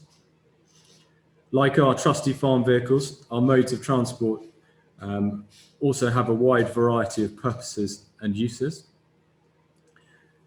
And like all good arable farmers, we've had to deal with weeds and cash crops. Most importantly, we have experience working in isolation or as part of a small team or working late. And working as a small team or as part of a large team. And I think this is the key, is that working as part of a team is a really key fundamental. But what both ex-service personnel and rural businesses need to realise is that initially time needs to be given to build industry-specific knowledge. This is critical for both parties involved.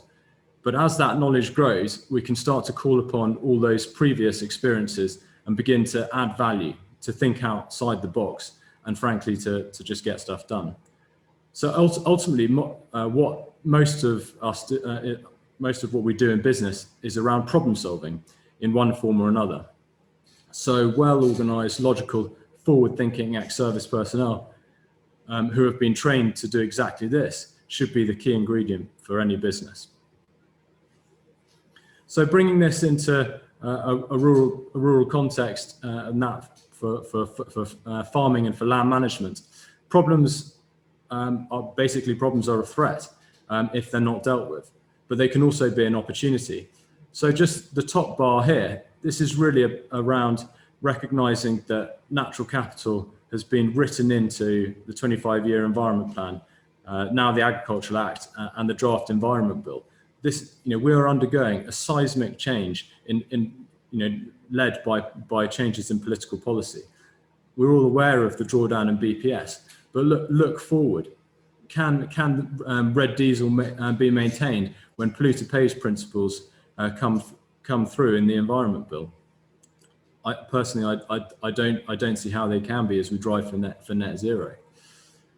In the middle bar there, this is an opportunity as well as you can see it as a threat, but it's also an opportunity for businesses to gain competitive advantage over one another, to provide a positive story to talk about and to report to your investors or to your market, or to your, frankly, even just to your boss. But it all really depends on how you deal with it and how you look at these problems. So that's why I believe that looking at it from my background, but looking at it also from a natural capital perspective, enables us to look at these and analyze these threats and opportunities within a landed context. It's the lens and the optics that we can look through. So what is natural capital? Very, very briefly, just for context, natural capital assets are our stocks of soil, minerals, air, water, biodiversity. And from this, we deliver a whole series of ecosystem services. And ecosystem services are basically the benefits we derive from those assets. So the obvious ones are the food we eat, the timber we use for building or for burning, but there's and the water we use for drinking, but there's far less obvious ones, less visible services, such as climate regulation, carbon sequestration, water filtration, flood alleviation, and species habitat.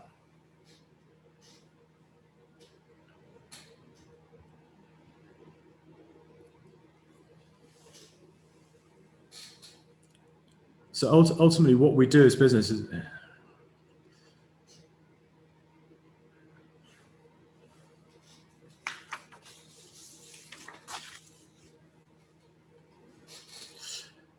so a natural capital framework and an approach brings this wide array of information together to enable us to make all-informed decisions.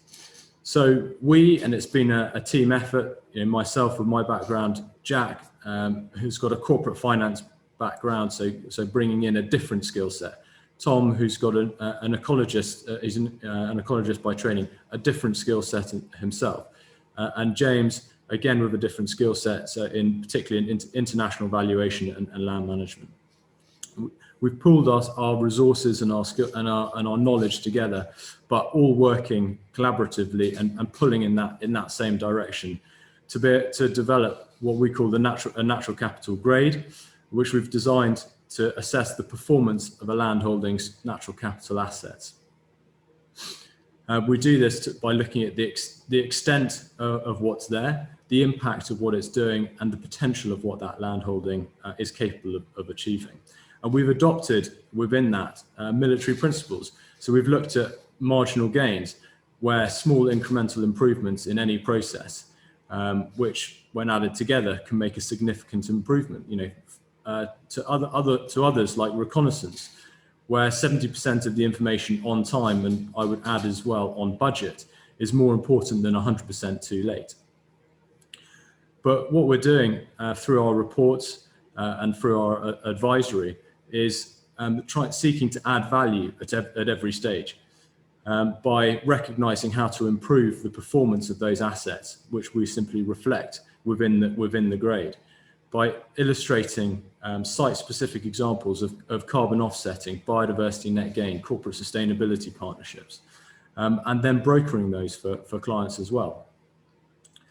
We've applied the grade now over a wide range of land holdings in the UK, from 20 acres to 20,000 acres, which does cover most land holdings, most size farms, from traditional farms and estates to sporting estates, nature reserves, rewilding projects, commercial forestry blocks, and solar arrays. And whilst I'm not saying we have all the answers, we're helping landholders find a way through a period of turbulence. And I'm applying all of this as well at home on my farm, and helping myself and working very closely with my dad to try and find a way through what is going to be a challenging time with the drawdown of BPS and the change and the switch to elms. But the key really is that at every stage we're trying to inform our decision-making processes, gather as much information as we have available to us to make that all-informed decision. I'm happy to take any questions, but I thought I'd leave you with a cautionary word of warning. If you are thinking of employing an ex-service personnel, we'll go to almost any length to take our dog for a walk.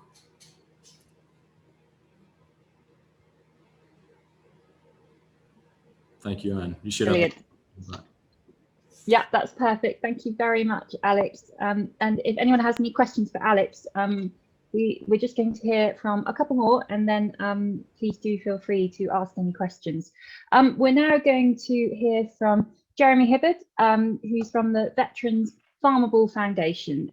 So Jeremy, over to you.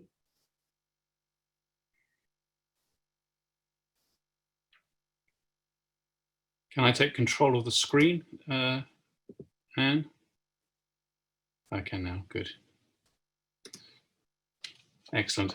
Well, good evening, everybody. My name is Jeremy Hibbard, and I am Chief Executive of the Farmable Foundation, which is a happy coincidence because that's exactly what it says on the first slide.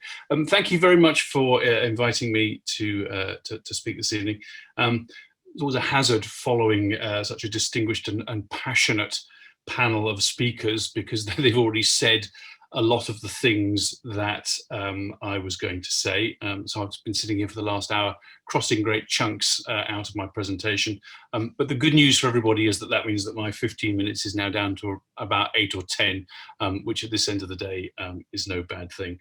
The Veterans Farmable Foundation was founded in 2013 to connect military veterans suffering from PTSD and other mental health conditions to the therapeutic well-being benefits of working on the land, on farms and on estates in the countryside, working with nature and so on. We're based in South Devon, and we work on a network of estates and farms in the southwest of England with landowners who are willing to pass on skills or who have interesting projects for our veterans to get stuck into. Most of our beneficiaries are from the local area, Devon and Cornwall, which have between them one of the highest concentrations of veterans in the country. But we also get regular inquiries from as far afield as Yorkshire, the home counties, and a couple recently from South Wales. So as a veterans charity, we should take this opportunity to pay our tribute to Major Tom, who died last week, and really reinforcing what Tim said earlier. I think he was many people's idea of the typical veteran, as seen at the cenotaph on Remembrance Day or war memorials in towns and villages throughout the country. And he's certainly done the veterans community proud in the last 12 months or so, but he's not really representative of the veterans community that we deal with every day. This is what our veterans look like.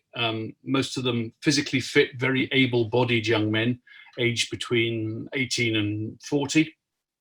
To be a veteran, you only need to have served one day in Her Majesty's Armed Forces. And quite a high proportion of those leaving the forces do so with some kind of mental health condition. In the Southwest, we have the highest concentration of veterans in the country, about 300,000 living between Bristol and Penzance. So that's somewhere between 40,000 and 50,000 veterans who need a bit of help. They're referred to us from GP surgeries, NHS mental health services, or some of the other excellent forces allied mental health organisations, and we give them an initial assessment to find out where they are on their personal journey, and then we work out what success looks like for them.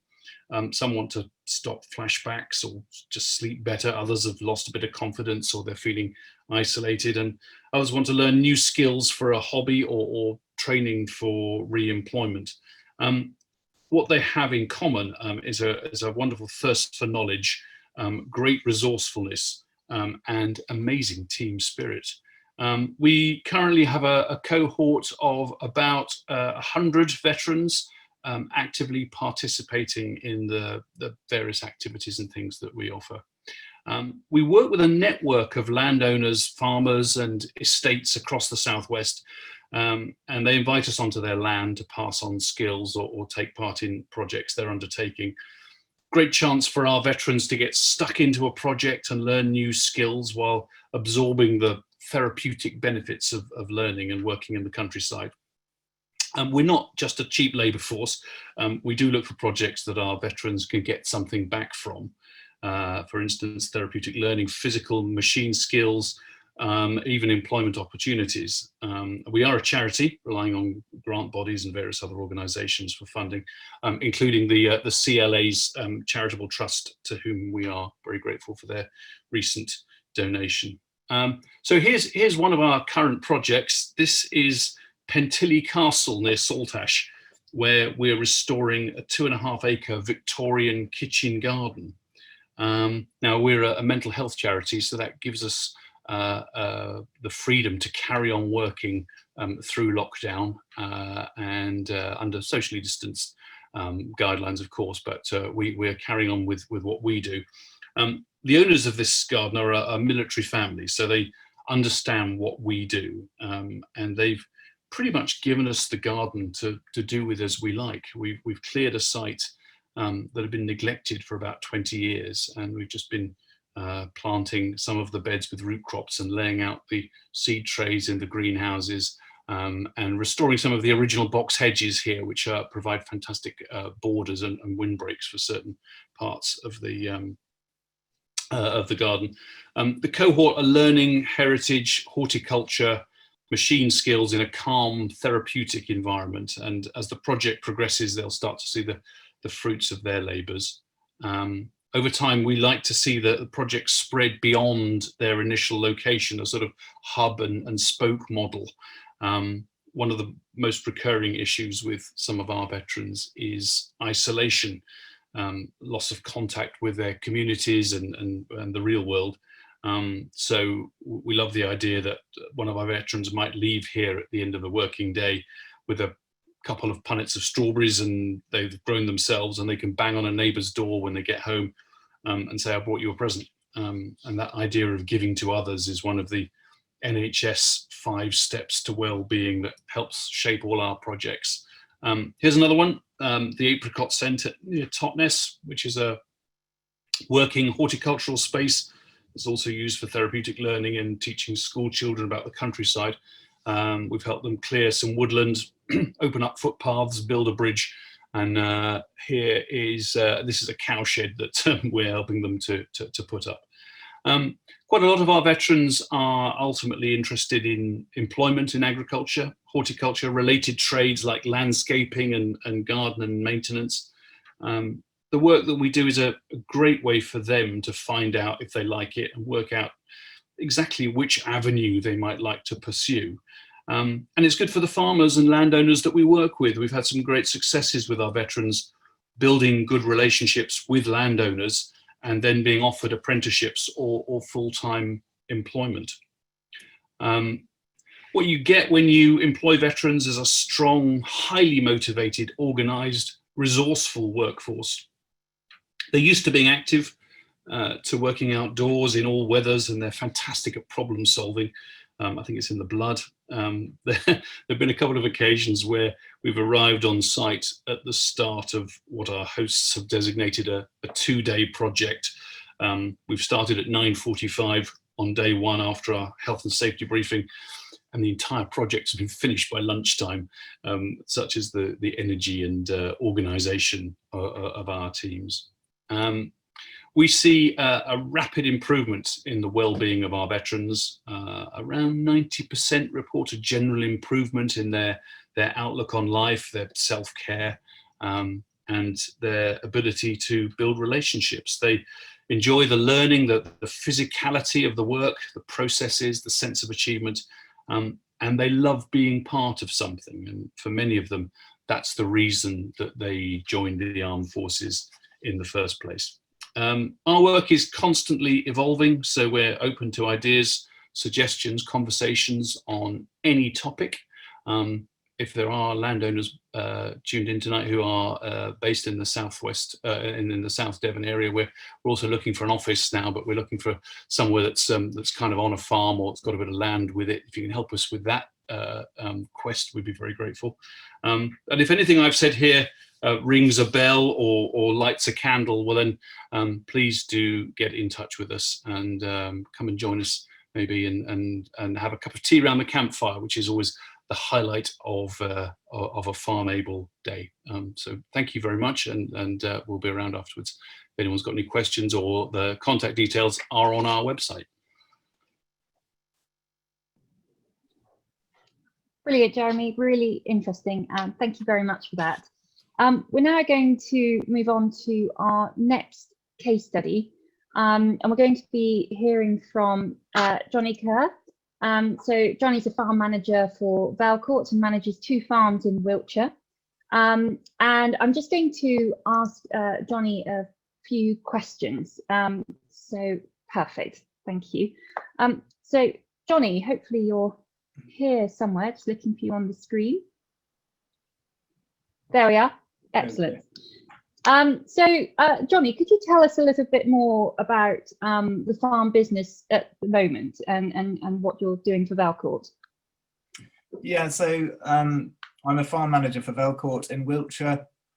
I manage 2 farms, 1 main farm and 1 is contract farmed. Total just under 1,000 hectares of arable ground, and there's also some grassland that we let out for grazing. Brilliant, thank you. And could you just tell us a little bit more about your role within the military before this?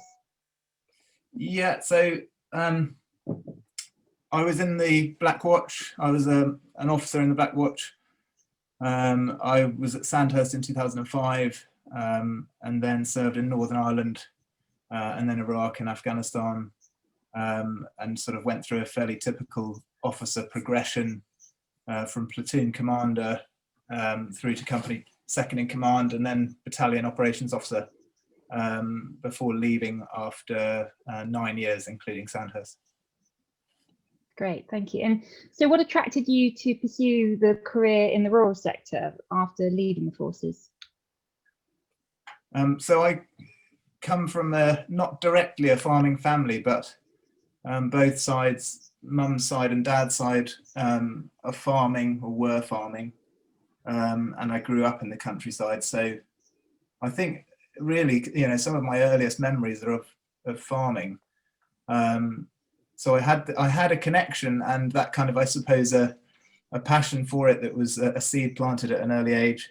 But interestingly, I suppose quite early on, when I was probably only about 10, I almost discounted farming as a career path. I simply assumed that farmers are farmers. You're born a farmer's son and that's that. And I was not a farmer's son. I was a farmer's grandson, but not a farmer's son. So yeah, I kind of I guess the army somehow, again at quite an early age, probably only about 10, captured my imagination. I think I was probably trying to avoid a proper job, so ended up thinking I'll go and join the army, and it looks like a lot of fun to me. And same thing with farming. Great, yeah, and there's always perceptions of landowners on the army. Sadly, we still hear about that. And did you face any challenges during your journey to entering into the farming sector at all? Yeah, certainly. I mean, the first challenge really was convincing myself. And I think that's the same problem of convincing myself is what's not wrong, but it's something that perhaps we can change. And that's the idea that, like I said just now, farming's for farmers. And I think I eventually convinced myself. I guess I sort of talked to my cousin, he is a farmer. He is a farmer's son, and so he's genuinely a farmer. And I spoke to my cousin about it, and I'm pretty close to my cousin, so I sort of plucked up the courage to talk to him about it, and he said, well, yeah, I don't see why not. I mean, literally, his words were that, I don't see why you can't. And then I eventually plucked up the courage to ask my fiance, who's now my wife, so you can see how that went. Yeah, I think that's the main challenge, is that perception. And that's the perception to the individual, i.e. the person in the military thinking of leaving and starting a career in the rural sector. But it's also on the other side of the fence, it's the rural sector's perception that is the challenge. Yeah. Yeah, and obviously having family to turn to ask advice was very helpful. But did you go anywhere else for guidance during your search for employment when you made the decision and got the agreement from your fiance to do it? Yeah, so from there, I basically started to feel a bit more confident and comfortable talking to people about it. And the more people I spoke to, the better. Even if it was people who are nothing to do with farming and nothing to do with the countryside. It's simply, you know, you bounce ideas off people and you get some inspiration somewhere. But I basically, one key person I spoke to is a school friend who is a farmer. And he said, give Velcourt a shot. He said, look at Velcourt. They're a company who manage farms all over the countryside. Have a look at them. Lots of his friends went to Velcourt after Ag College. He said himself, if he didn't have his own farm, that's exactly what he would have done.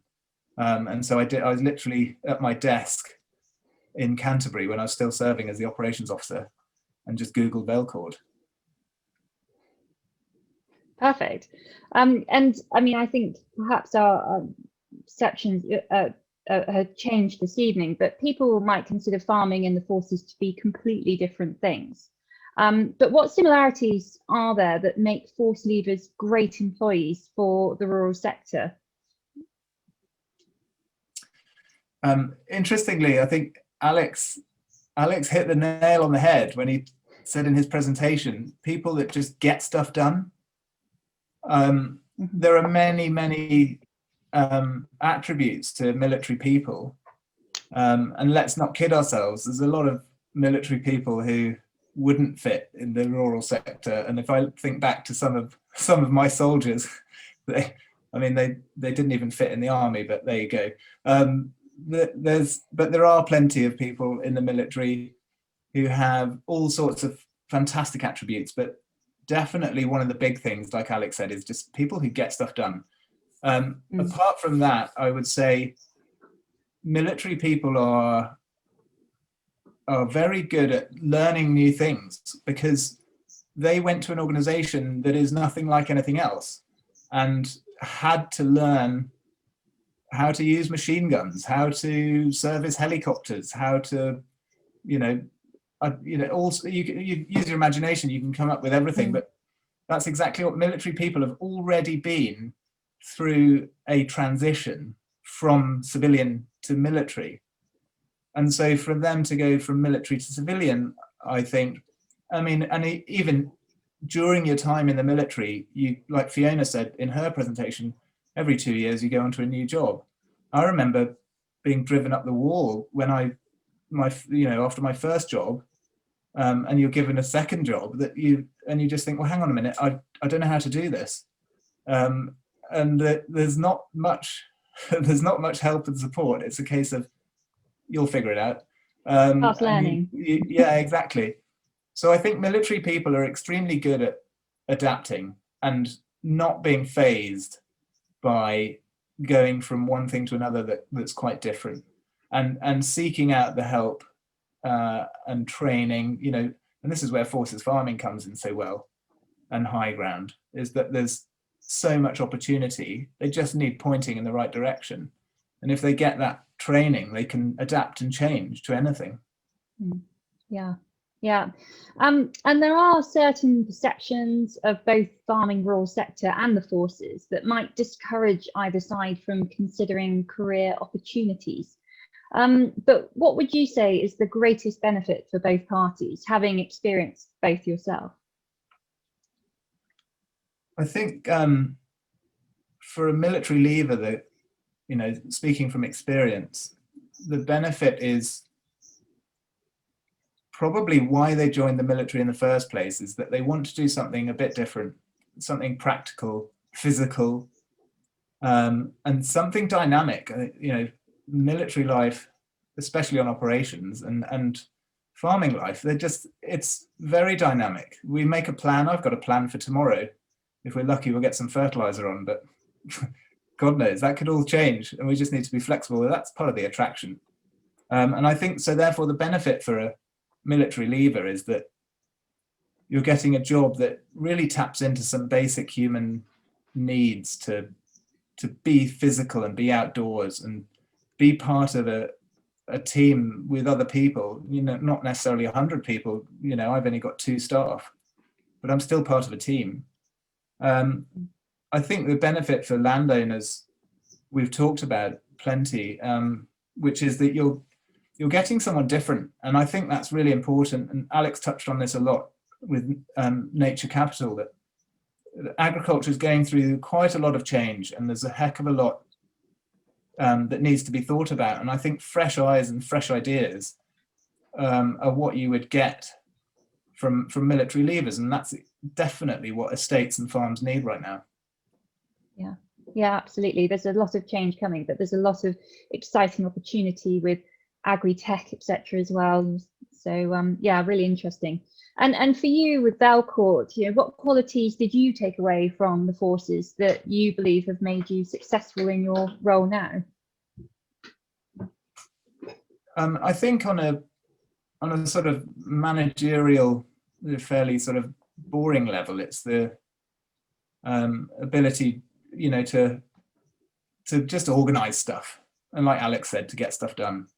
So it's kind of, I can manage the farm business in that there are things to do throughout the year, and it's just, you know, coordinating people and making sure resources are in the right place at the right time.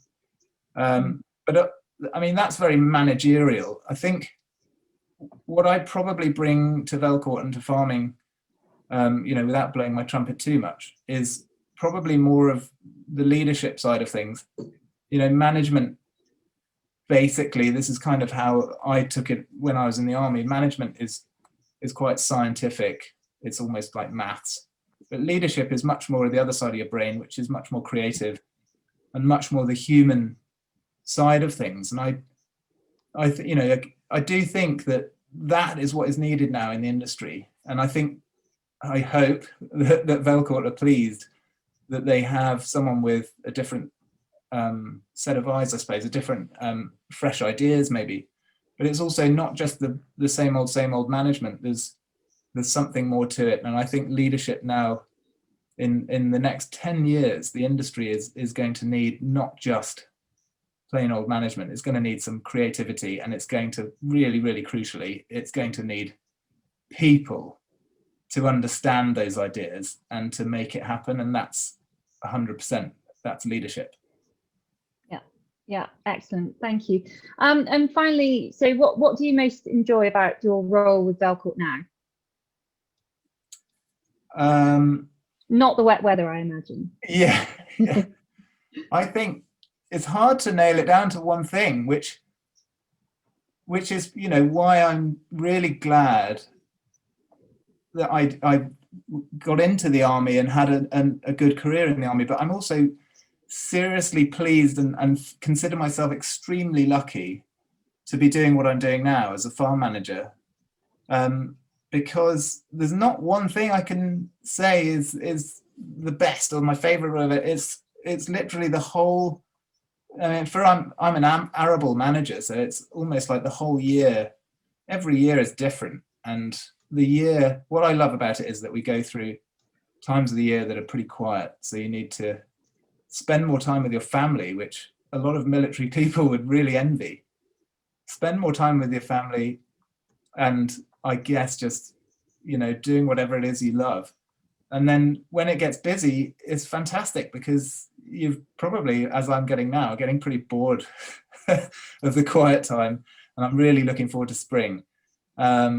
Spring's my favorite time of year.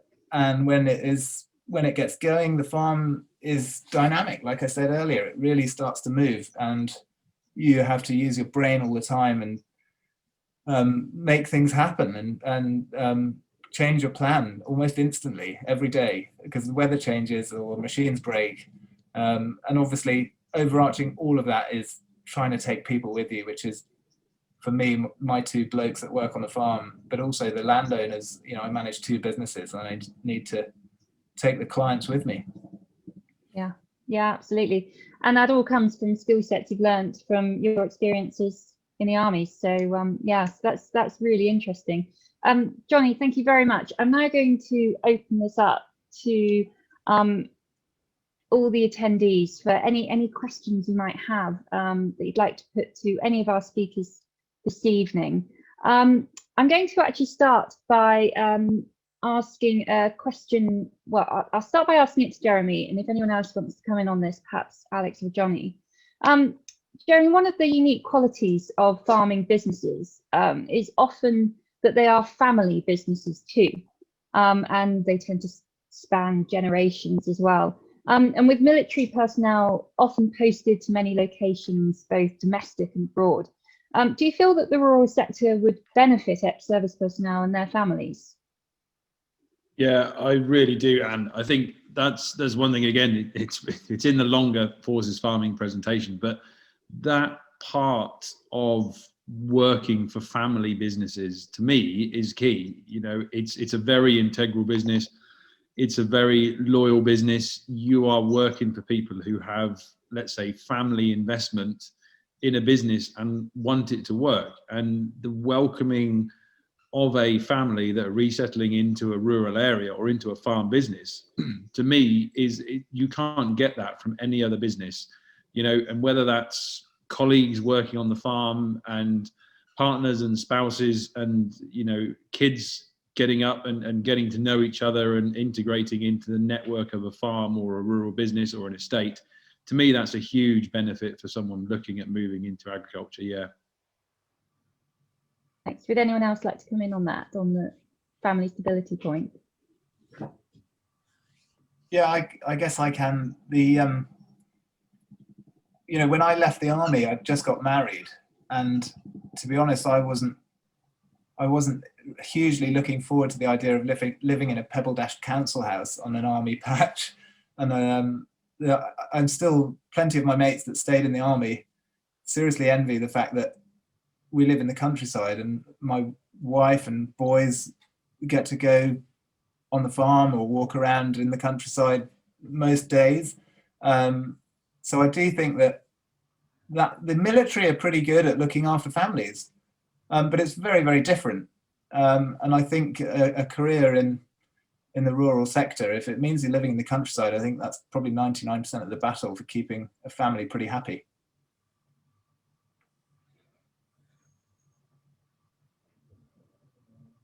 Okay, thank you for that. I'm going to invite Charlotte Ball, who put a comment in the chat about the fact that our land-based sector needs to promote the competitive salaries available. It's a really interesting point. And Charlotte comes from a background where they run skills and training in the rural sector. So Charlotte, would you like to just expand on that point? Yes, thank you, Anne. I've been to a number of military sort of trade fairs where they've invited external companies and training organisations to attend, so that people who are considering leaving the forces can have an informal chat with different providers. And one of the things I really took away from those events was a view from military personnel who didn't have any connections with farming, what salaries may or may not be available. And there's a bit of an archaic view of our sector, really, and I think we just need to bring that up to date. I think if you look in the back of the Farmers Weekly or anywhere else, it's not hugely transparent what kind of wages you might be able to achieve, and some of the packages that go with that. So I think as a sector, we can be a bit more transparent as what it might be that you might achieve, because we obviously don't have the Agricultural Wages Board on the same level, so it's just that information isn't there. So I just thought if we can come together and perhaps in terms of a questionnaire or something and provide that information, that might help draw people towards our sector. We run a second business specialising in agronomy and crop protection, and we have big self-propelled sprayers, and none of our team have a farming background. We've got some really technical operators, and I think roles like that would very much suit ex-military. So those are my thoughts. Thank you. Yeah, I just replied to your message, Charlotte. I've been doing a little bit of work with the AHDB, one of their skills manager, and they are looking at how they can restructure or redefine to a certain extent the industry for people that are coming in, and ex-service or service leavers and veterans is a key part that they're looking on how they promote the industry and make it more transparent, really, exactly like you mentioned.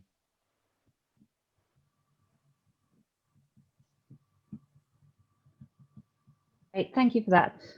Just a question for Alex. Alex, I'm just interested on your advice for somebody who might be seeking employment in the rural sector. As Johnny said, he had a quick search and got recommended Valcourt. But if you had no knowledge of what was available in the rural sector or not a family farm to go back to, what would be your advice to somebody looking?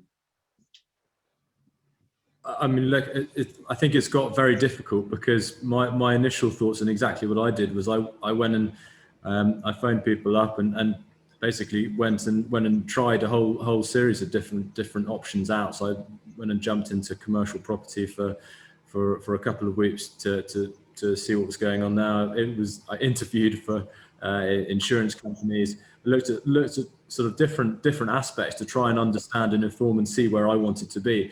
But I think nowadays it's much harder, because we're all online, and there aren't, it's much harder to do sort of some of the shorter term commitments at the moment. But my inclination would still be to go and put some time. A few weeks now is not a great sacrifice over the long term, to understand if that's the career that you want to be able to move into, and that's going to be the right direction for you. So I would say that would be the starting point. So look at some detail of that job, and then go and try it out. Persuade someone. This is where I think Forces Farming is a great example to get you in to see whether you like some of the people in that industry, whether you like that farm. If you like, you can then potentially, there may well be a job that comes out of it from there. Or if you go, well, I particularly like some of the arable farming side over livestock, well, then you've started to narrow down your options, and you're starting to then focus and prioritize your opportunities and build towards that. I would also say that your geographic location, if you're completely open to working anywhere in the UK, well, that's great. But if you're not, and you're fixed and you want to remain fixed, then just focus your efforts around there and just narrow down those opportunities at every stage. Yeah, one thing if I can just comment on that, because I totally back that up. And one of the cultural issues that has to change with service leavers is that they're particularly for this sector, is they're very focused, and they're focused by their mates and by their chain of command who hasn't yet resettled on doing qualifications and qualifications and qualifications. And actually, if they can minimize a little bit on the qualifications and maximize a bit more on the experience to do that familiarization, and absolutely, as you say, get that work experience, they're better. And there are countless examples of people who will say that. I've done interviews with them.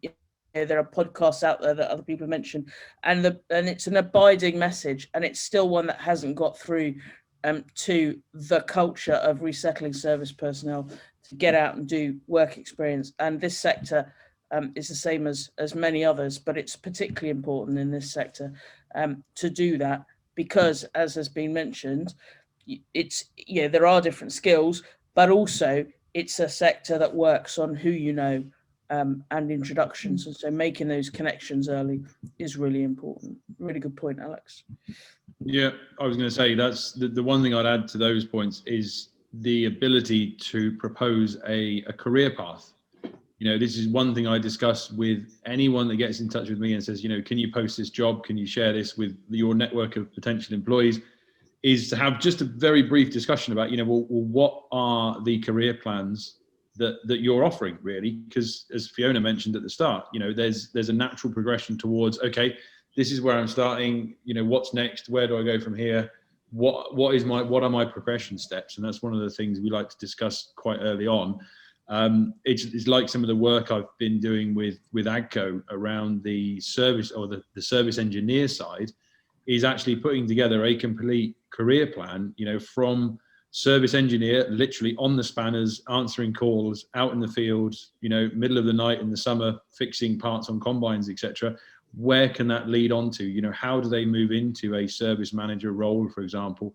How do they then potentially move from there into maybe working for AGCO at the headquarters, or even, as in my sort of background, going to work for the brand in a different country? There are paths there. There are people that have done it, and it's about highlighting that whole process of where someone can go. I had a service leaver come up to me at one transition event and say, I don't want to be a tractor driver for the rest of my life. And it's a case of saying, that's fine, but 2 or 3 years learning the trade, if you like, and then potentially maybe moving into technical sales at the dealership. There's a huge area of opportunity as well. And then from there, moving into, further parts of your career, basically. And just to follow up from that, Jeremy Hibbard, you talked about the benefits of working on farms for mental health, and I just wondered whether you could just adapt on that. What specific elements do leavers find helpful for their mental health, and is it the structure or the schedules, perhaps, of a routine day? If you could just expand on that, just to help. Everyone is different. Everyone is different, and part of the work that we do is helping those who come to us find out what works for them. And some like the physicality of something like forestry or dry stone walling. Some like the idea of a sort of beginning to end process, the idea of planting their own food and watching it grow and then cooking it at the end. Some like the idea of working with animals, and there's a phrase that we hear a lot is I like working with animals because they don't judge me. And then there are the kind of the sort of, if you like, diversionary things like beekeeping and things like that, which just take your mind away from things. So it's there's something for everybody, and I don't think we've ever had anybody come away from any of the experiences or activities that we've offered saying, well, that was a waste of time. One thing I would just like to add to the previous conversation about steps in, Devon County Council, and I think some of the other rural county councils, they own farms and they own small holdings, and certainly in Devon there is a scheme where every year there's a handful of farms that they open up for new tenants, and they're pretty sort of affordable rents, and the idea is that it is to encourage new people into farming. Now it's a kind of it's quite a leap of faith, and it's a sort of deep end solution, but there is plenty of help available for people who want to take that step. And we're talking of small holdings with between sort of 10 and 20 acres available, which is quite a good starting place for people. And the idea is that they'll take it on for 2 to 3 years and then possibly buy their own farm subsequently. So those kind of schemes are available for people who want a kind of toe in the water.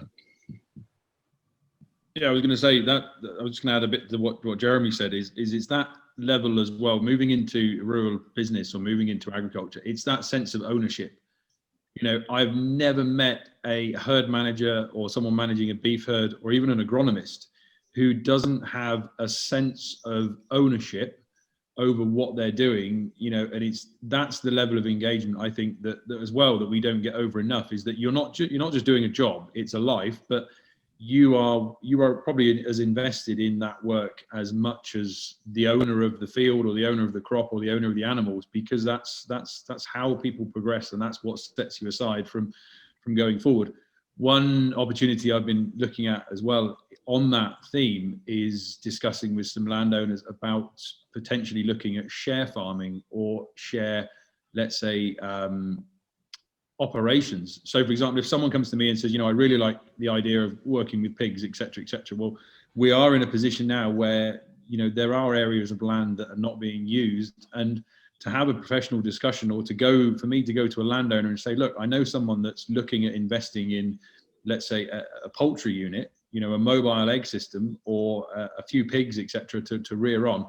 Those opportunities are available if a veteran or service leaver wants to come into the business and actually own something of their own, basically. So, yeah, huge opportunities. And any landowners that are interested in, you know, new ventures and things like that, it's really worth looking at these opportunities with service leavers and veterans.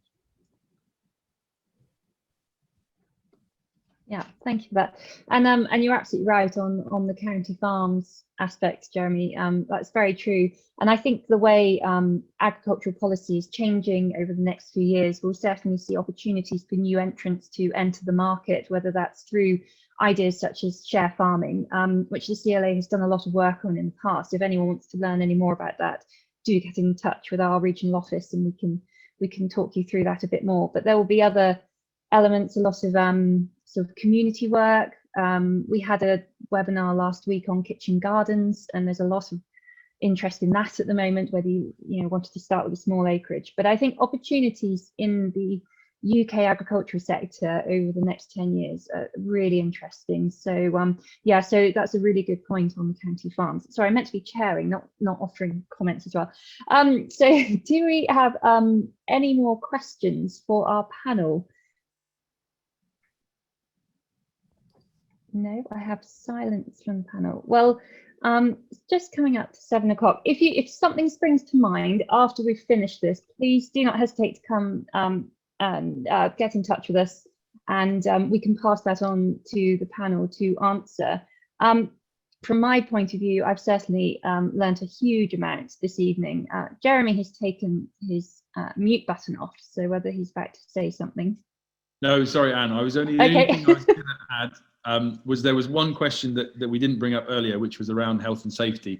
There was a couple of answers in the chat, but I was just looking through it, and I was going to say that's the only thing I was going to check. Well, there was a question came in about health and safety. Yeah, I was going to comment on that. Thanks for. Sorry, apologies. No, that's all right. As we all know, farms and livestock are dangerous places. How do you cater for the health and safety aspects of a placement onto a working farm? And I mean, I just put something in there saying, you know, doing a risk assessment as one of the key things. You know, health and safety is huge on farms. I work with a chap who runs his own health and safety business. You know, and it sounds silly, but even if we were sitting here now and going to do a risk assessment on this meeting, or if we were all sitting in a room together, writing something on a piece of paper and signing that and dating that is a risk assessment that will stand up in court and things like that. It's it's something that I think is potentially, I'd put my neck on the line and say, potentially overlooked on farms these days. You know, I've been around a lot of farms working in the last few months, and it's one of the things, you know, simple things about having a discussion with a farmer up front before we go on to a farm. You know, what is your health and safety policy? You know, do you have, let's say, meeting points for fires and things like that? What does someone do if something happens? So yeah, I'd say just to that point in the chat, you know, it's discussed up front with anyone who's potentially taking on a volunteer, but also for anyone that's going on to farms, it's a huge discussion point we have, and make sure someone knows what's going on before they even venture onto a farm.